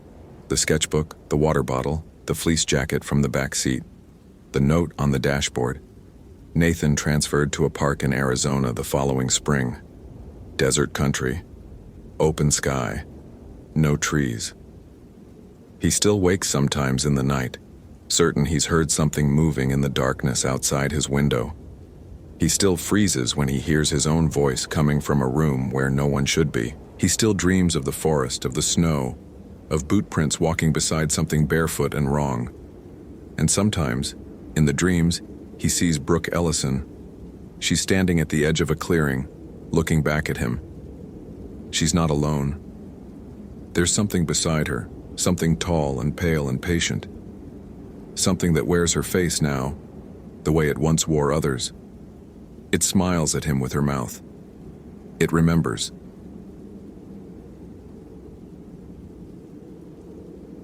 The morning fog hung low over the Cascade River Valley, pooling between the old-growth cedars like something poured and settling. Wesley Holt stood on the wooden porch of the Marble Mount Ranger Station, cradling his second cup of coffee between both palms and watching the mist thin as the sun tried, without much conviction, to burn through the October overcast. The air carried that particular smell of Pacific Northwest autumn he had come to know intimately over 6 years of service.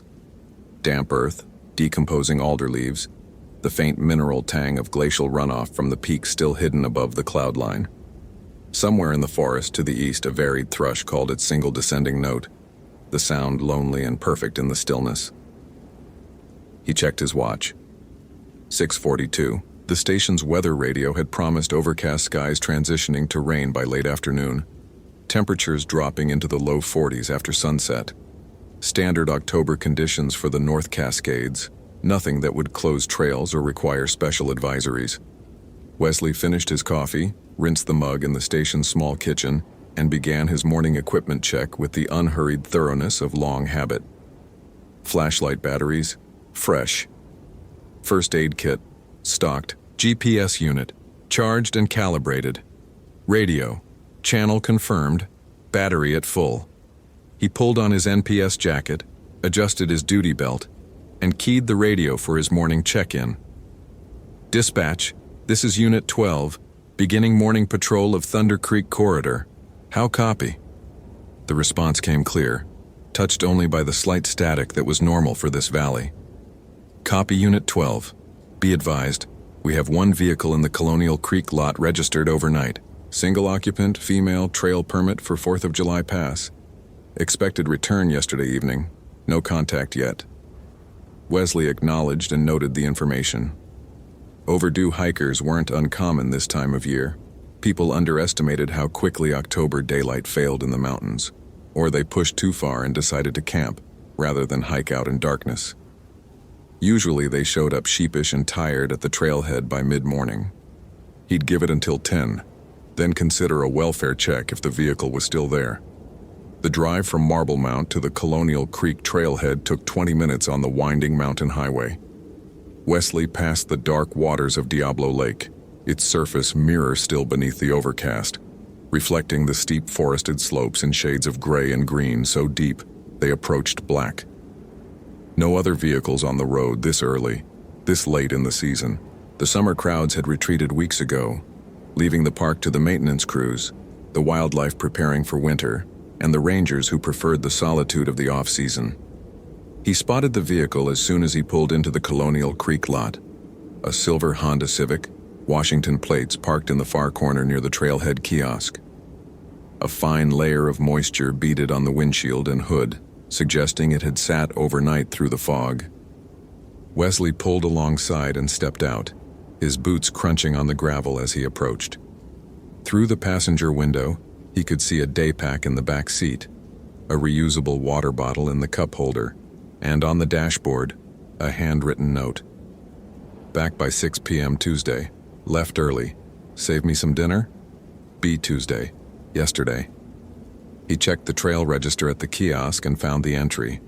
Brooke Ellison, solo, destination 4th of July pass, departed 7:15 a.m. October 22nd. Her handwriting was neat, slightly hurried. Below her intended route, she'd written so excited with a small drawn heart. Wesley keyed his radio. Dispatch Unit 12. I'm at Colonial Creek. That overdue vehicle, confirming occupant is Brooke Ellison, solo hiker. Departed yesterday morning for 4th of July pass. Vehicle appears untouched overnight. I'm going to head up the trail, see if I can make contact. Copy Unit 12. Keep us posted. Weather's coming in faster than forecasted. Expecting rain by 1400 now. He shouldered his pack and started up the Thunder Creek Trail, the maintained path that would eventually branch toward the high pass, where Brooke Ellison had intended to go. The forest closed around him immediately, towering western red cedars and Douglas firs creating a cathedral ceiling of interlocking branches that filtered the gray morning light into something green and dim.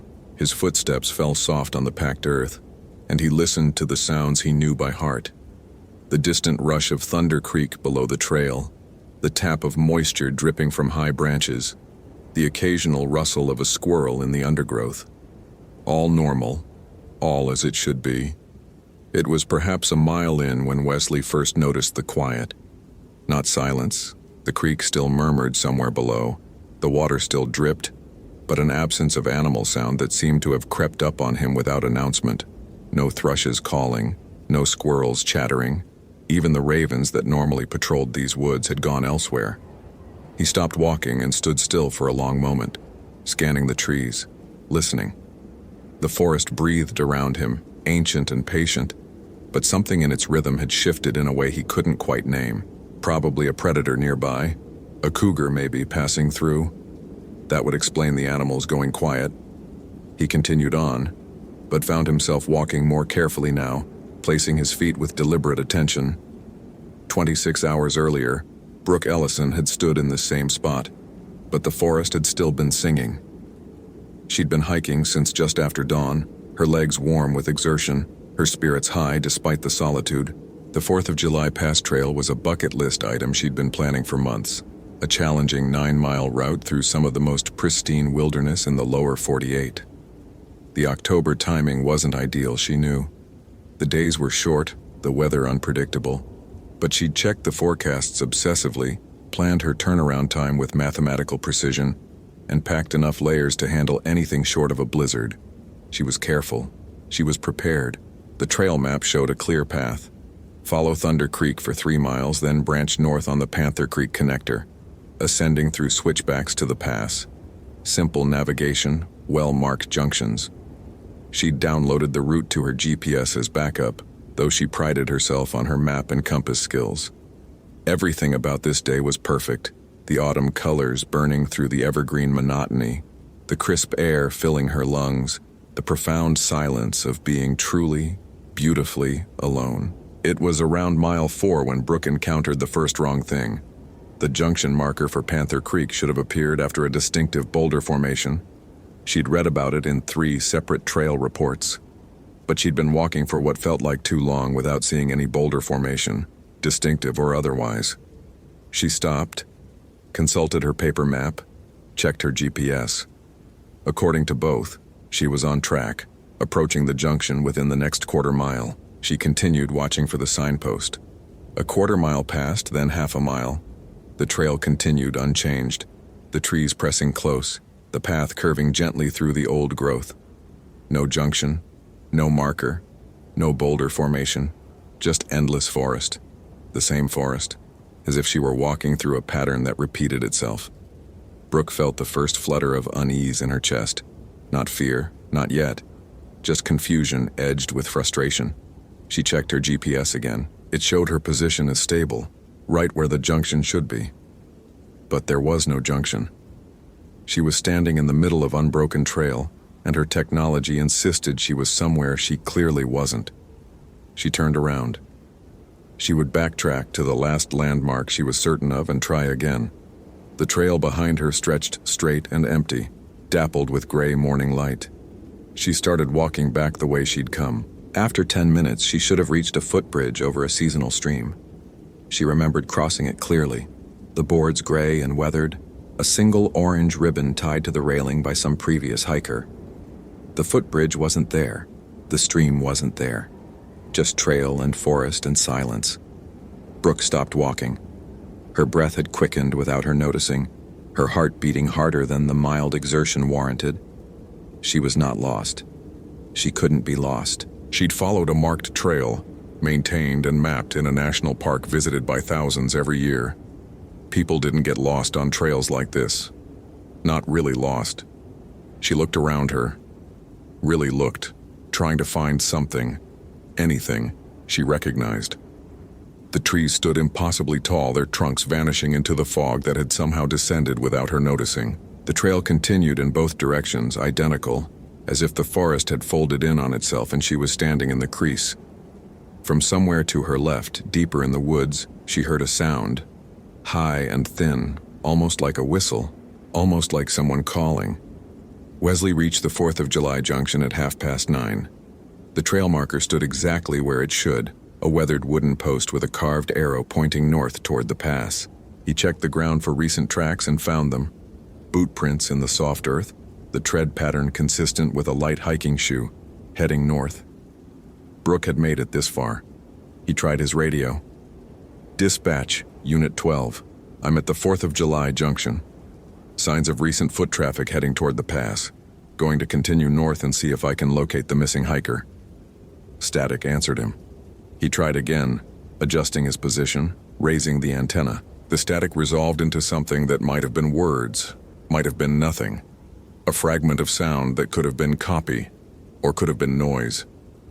The mountains did this sometimes, created dead zones where the terrain blocked transmission. He was probably fine. He'd try again from higher elevation.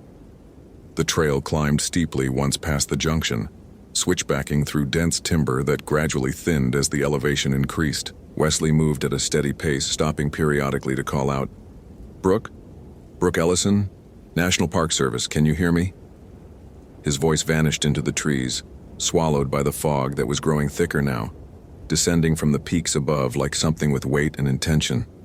By noon, he had climbed above the worst of the tree cover, emerging onto a rocky ridge where the trail threaded between outcrops of gray granite. Visibility had dropped to perhaps 50 yards, the fog erasing the mountains that should have been visible on all sides. The temperature had fallen noticeably, and Wesley pulled his jacket tighter, feeling the cold seep through the fabric. He tried his radio again. Dispatch Unit 12, I'm approaching 4th of July Pass. No sign of the missing hiker yet. Weather conditions deteriorating. Please advise. This time the static formed something almost like a voice, not dispatch's voice, something else. A whisper that rose and fell in a cadence that seemed deliberate, seemed shaped, but carried no words he could understand. Wesley held the radio away from his ear and stared at it. Interference. Had to be interference. Some bizarre atmospheric effect he'd never encountered before. He switched channels, tried again.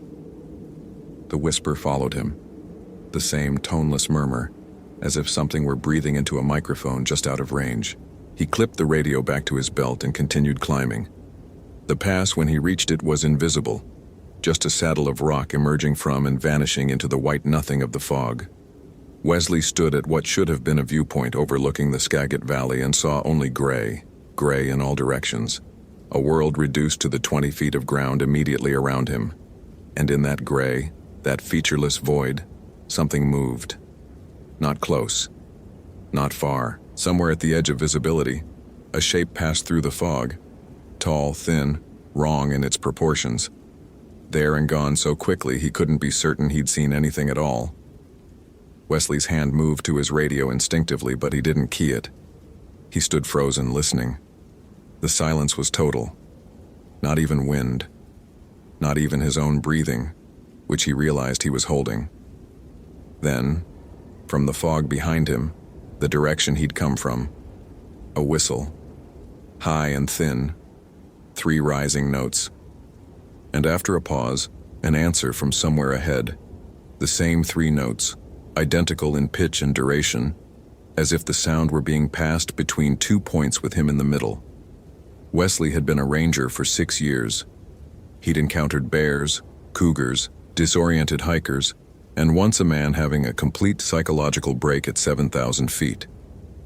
He knew fear, had learned to work through it with the calm professionalism his job required. But this fear was different.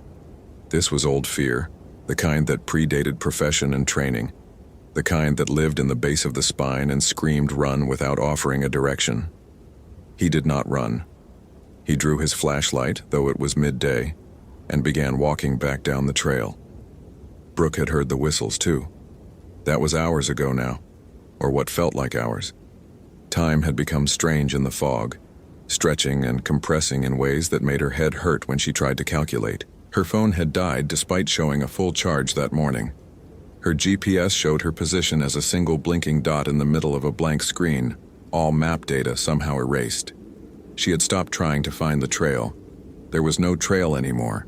There were only trees, the same trees, arranged in patterns that repeated and shifted when she wasn't looking directly at them. She would walk toward a distinctive fallen log and find herself approaching it from the opposite direction. She would mark a tree with a scratch from her trekking pole and discover the mark on a different tree entirely, as if the forest were reshuffling itself around her. The whistles had been her first sign that she wasn't alone. They came from different directions, sometimes ahead, sometimes behind, sometimes from above in a way that made no sense. At first she'd called back, desperate for human contact, her voice cracking as she shouted hello, help, please. But the whistles never responded to her words. They only called to each other, triangulating, coordinating, and she began to understand with a horror that felt like ice water in her veins that she was being herded. She was crying now, had been crying for some time, the tears cold on her cheeks. The temperature had dropped steadily, her breath forming clouds that joined the fog and became part of it. Her legs ached from walking, from endless walking through a forest that had no end and no exit. And then she saw it. Not clearly, nothing was clear anymore, but enough. A figure standing between 2 trees at the edge of visibility. Tall. Too tall, stretched in ways that hurt to look at, as if someone had taken a human form and pulled it like taffy. It wasn't moving. It was just standing there, watching her with eyes she couldn't see but could feel, a weight of attention that pressed against her like something physical. Brooke tried to scream. What came out was a sob, a broken sound that the fog swallowed instantly. The figure tilted its head, a gesture almost curious, almost gentle, and then it was gone, simply not there anymore, and in its place was a path she hadn't seen before. A clear path, winding through the trees, leading somewhere. She knew she shouldn't follow it. She knew with absolute certainty that the path was a throat and she was being invited to be swallowed. But her legs were moving anyway, carrying her forward, because there was nowhere else to go, and she was so tired and so cold, and the path was the only thing in this impossible forest that looked like it led anywhere at all. The last thing Brooke Ellison thought as she walked into the trees that closed behind her like a door was that the forest had been waiting for her, that it had always been waiting, that she had been walking toward this moment since the day she was born. Wesley found her pack at the base of a cedar tree just below the pass. It sat upright, carefully placed, as if she'd set it down intending to return. Inside, water bottles still full, protein bars untouched, a paperback novel with a bookmark 3/4 through. Her emergency whistle hung from a clip on the shoulder strap. Her jacket was rolled and secured beneath the top flap. Everything a prepared hiker would carry. Nothing to explain why she would leave it behind. He searched the surrounding area for an hour, calling her name until his voice went hoarse. The fog never lifted. The whistles never returned after that first exchange. The forest sat around him, ancient and silent, keeping whatever secrets it held. At 1400, with the promised rain beginning to fall in cold sheets, Wesley made the decision to descend. He photographed the pack's location, GPS tagged the coordinates, and began the long hike back to the trailhead. The forest let him go without incident. The trail appeared exactly where it should, every junction and footbridge in its proper place. By the time he reached the parking lot, soaked through and shaking with a cold that wasn't entirely from the rain, his radio had cleared. Dispatch Unit 12, I'm back at Colonial Creek. I found personal effects but no sign of the missing hiker. We need to initiate a full SAR operation. The search lasted 4 days. 32 volunteers, 4 dog teams, 2 helicopter sweeps when the weather briefly cleared.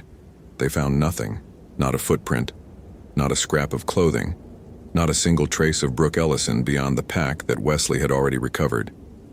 The official report classified her disappearance as undetermined circumstances, a bureaucratic phrase that meant nothing and covered everything. Wesley returned to duty the following week. He requested a transfer to a park without old-growth forest, somewhere open, somewhere he could see the horizon. The request was denied. Budget constraints. He would remain at North Cascades through the winter. Skeleton crew. Long nights in the station listening to the wind. Sometimes, in those long nights, he heard the whistles, high and thin, 3 rising notes drifting down from the mountains to the east. He never mentioned it in his reports. He never spoke of it to his colleagues. Some knowledge was too heavy to share, and some fear was too old to name. Brooke Ellison's case remains open. Her family still maintains a website, still offers a reward for information. The silver Honda Civic was eventually towed and returned to her parents in Bellingham. Among her possessions was the paperback novel, bookmark still in place. She never finished it. She never finished anything. In the North Cascades, the old-growth forest stands eternal and patient, keeping its own counsel. The trails wind through the timber exactly as they're mapped, except when they don't. And sometimes, when the fog descends and the world grows quiet, you can hear them calling to each other, high and thin, 3 rising notes, the sound passing from ridge to ridge like a message in a language older than words. Wesley Holt still patrols those woods. He still does his job with professional competence. But he no longer walks the Thunder Creek corridor alone. And he never, ever answers when something calls his name from the trees.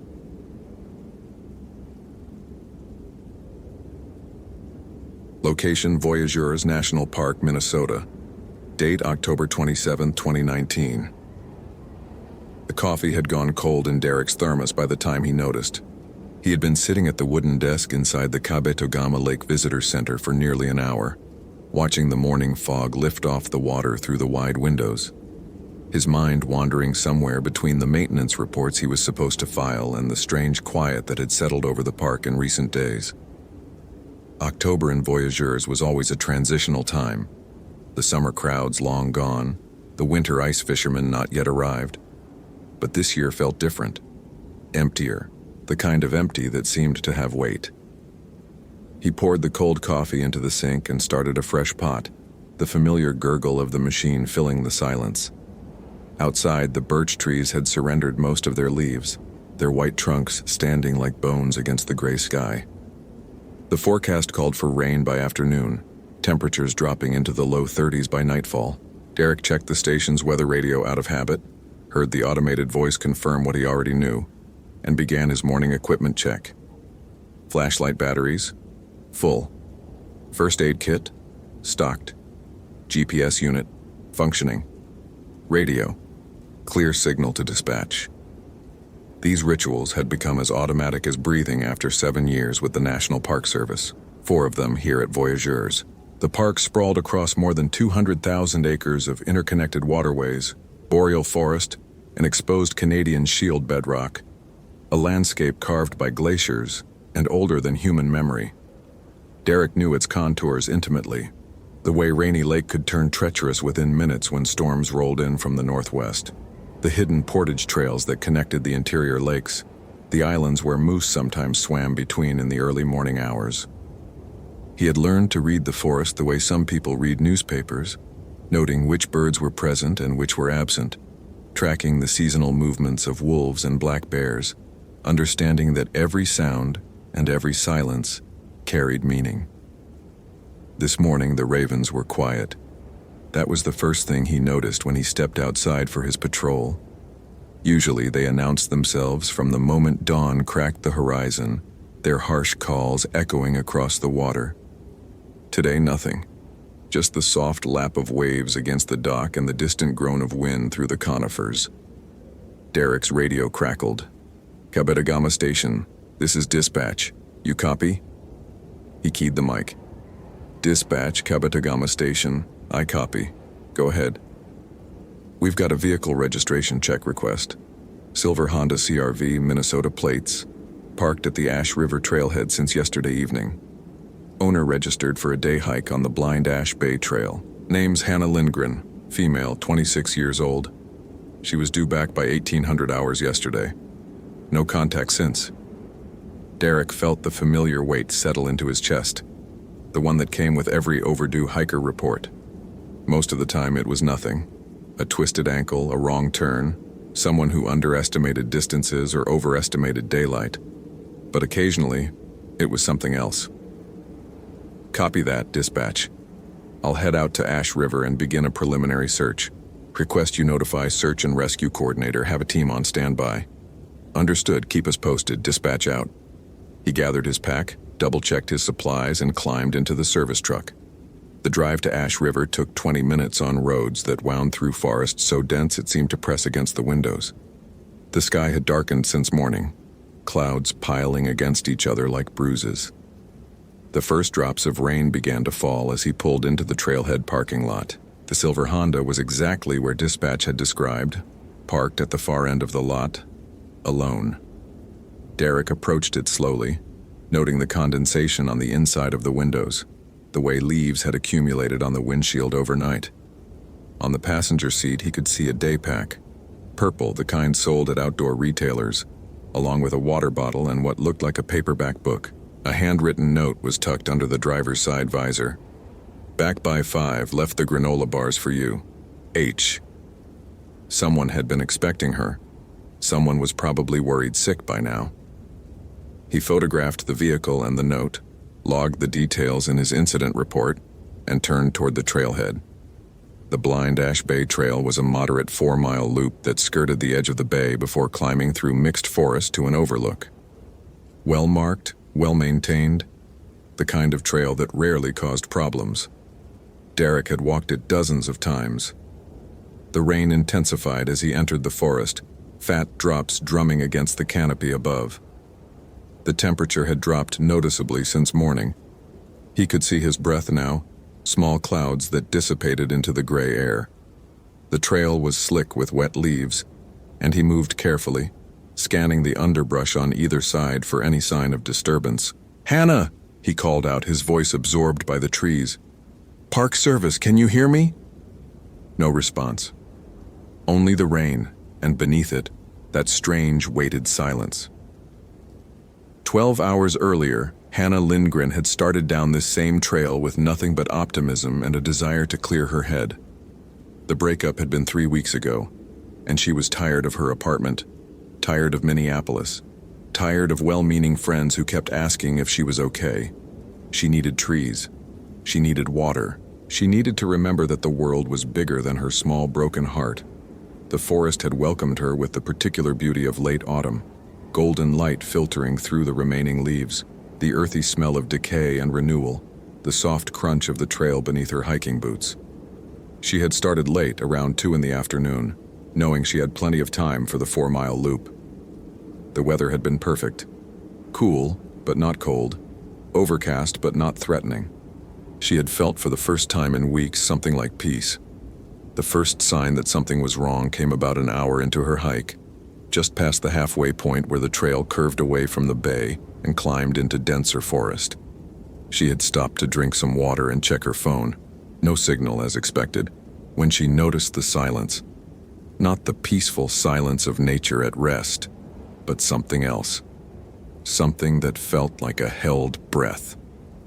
Hannah stood very still, listening. No birds. No squirrels rustling through the leaves. No wind, despite the way the branches had been swaying moments before.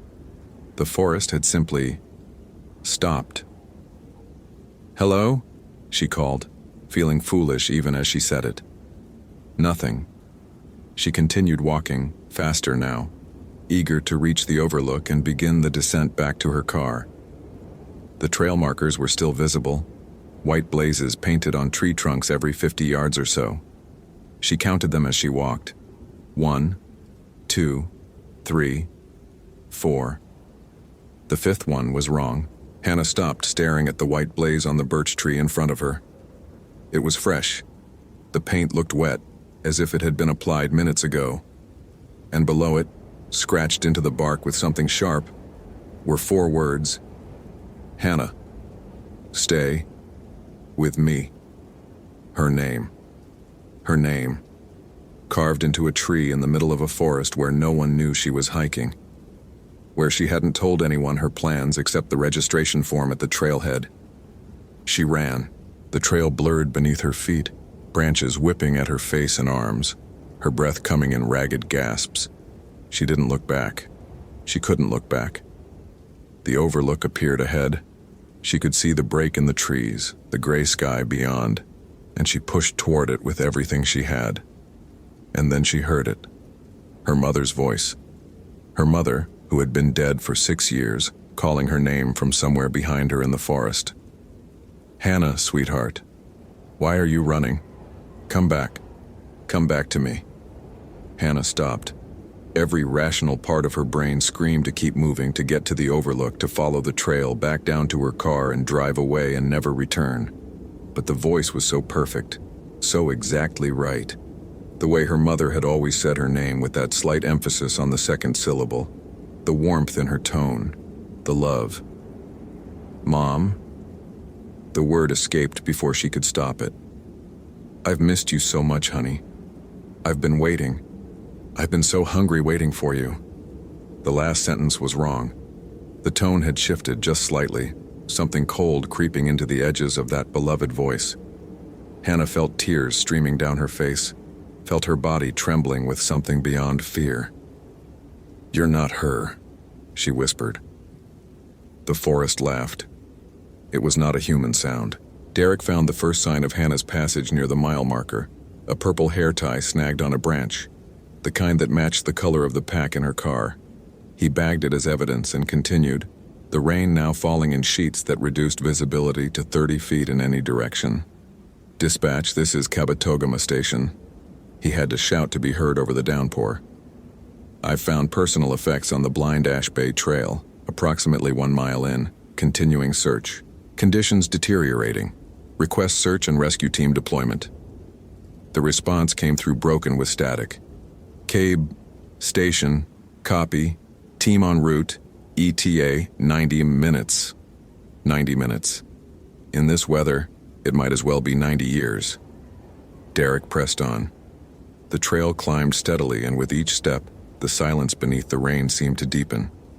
Even the sound of water striking leaves began to feel muffled, as if the forest itself were absorbing noise. He called Hannah's name every few minutes, his voice growing hoarse, his hope dimming. At the overlook clearing, he found her jacket. It was draped over a rock at the edge of the viewpoint, neatly folded, as if she had set it down deliberately. Derek approached slowly, his hand moving to the bear spray on his belt. A reflex, though he knew no bear had done this. The jacket was a North Face shell, bright red, expensive. Inside the pocket, he found her phone, dead, and a granola bar wrapper. Beyond the overlook, the trail descended back toward the trailhead. But there was another path too, an old portage route, unmarked and unofficial, that led deeper into the interior. Few people knew it existed. Derek only knew because he had worked this park for 4 years, had studied the historical maps, had walked every forgotten trail during slow winter weeks. Fresh footprints led down that unmarked path. 2 sets, one the size of Hannah's hiking boots, the other, larger, much larger, and wrong somehow. The gait too long, the impression too deep, as if whatever made them carried impossible weight. Derek keyed his radio. Dispatch, I've found the subject's jacket at the Blind Ash Bay overlook. Signs indicate she left the marked trail and proceeded into the interior via the old Moose Bay portage. I'm pursuing. Please advise SR team of updated location. Static. Then, from the speaker, a voice he recognized, his own voice. Dispatch, this is Kabatogama Station. I've found her. She's safe. Call off the search. Derek stared at the radio in his hand. He had not spoken. His thumb was nowhere near the transmit button. Derek. The voice from the radio shifted, became something else. Feminine, young, terrified. Derek, please, I'm so cold, I'm so hungry, I can hear it coming. Please find me, please. Then nothing. Dead air. He should have turned back. Every protocol, every training scenario, every survival instinct screamed at him to return to the trailhead. Wait for backup. Let the search and rescue team handle whatever was happening in these woods.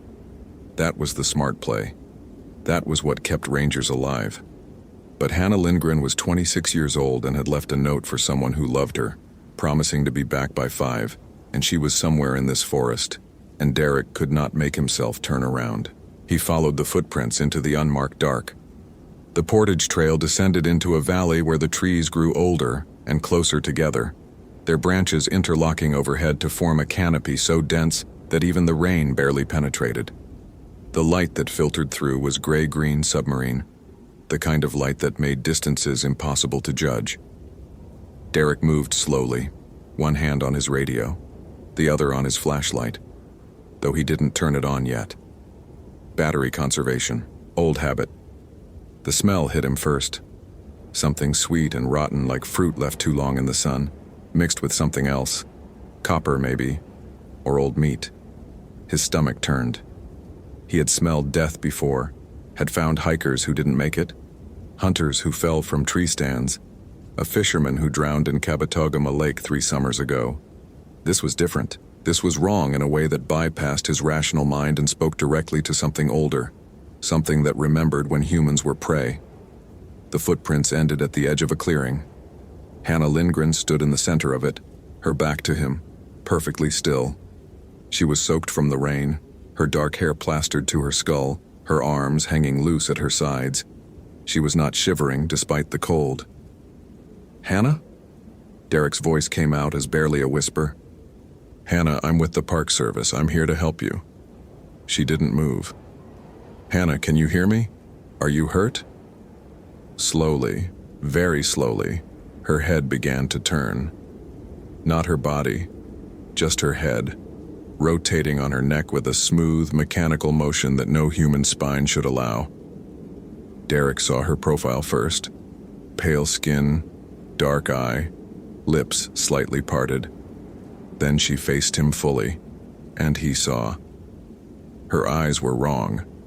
Not the color. He couldn't tell the color in this light. But the way they tracked him with a predator's focus, unblinking, hungry. Her mouth stretched into a smile that was too wide, the corners extending past where they should stop, revealing teeth that seemed sharper and more numerous than any mouth should hold. Derek. The voice that came from that mouth was Hannah's and not Hannah's, layered with something else, something that resonated in frequencies the human ear was never meant to process. "I've been waiting for you. I called and called. And you came. You always come." Behind her, in the shadows at the far edge of the clearing, something massive shifted.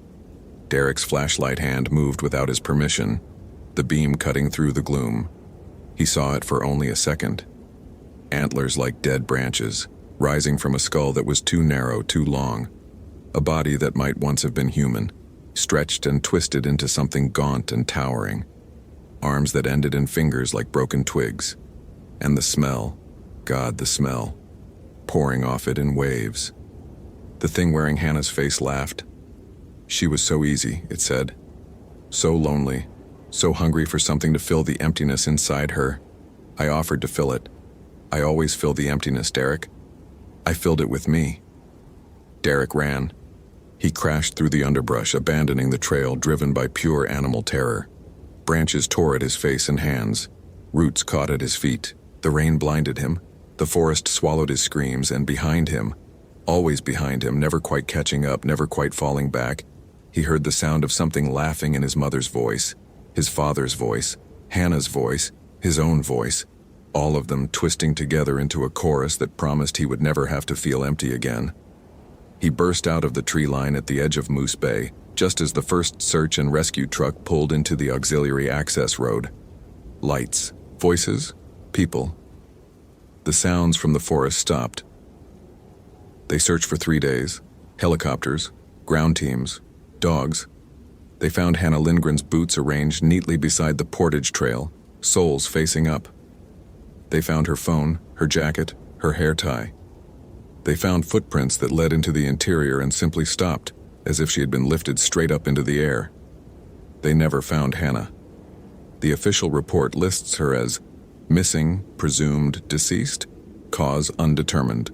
Derek gave his statement, the factual parts anyway. He told them about the jacket, the footprints, the difficult terrain. He did not tell them about the voice on the radio. He did not tell them about the clearing, or the thing he saw in it, or the way Hannah's face had smiled at him with too many teeth. Some nights, Derek still hears her. Usually around 3 a.m., when the darkness is thickest, and the space between sleeping and waking becomes permeable. He hears her voice calling his name from somewhere just outside his window. His apartment in Duluth, 60 miles from Voyageurs. Though he knows distance means nothing to something like that. He hears his mother's voice sometimes too, and his father's. And voices he doesn't recognize at all of them asking him why he ran, why he left her, why he didn't stay. The thing about hunger, he has come to understand, is that it never really ends. You can run from it, you can hide from it, you can build walls and light fires and surround yourself with noise and people and daylight. But somewhere, in some forgotten corner of the woods where the maps don't reach and the trails don't go, something is always waiting. Something is always hungry, and it knows your name.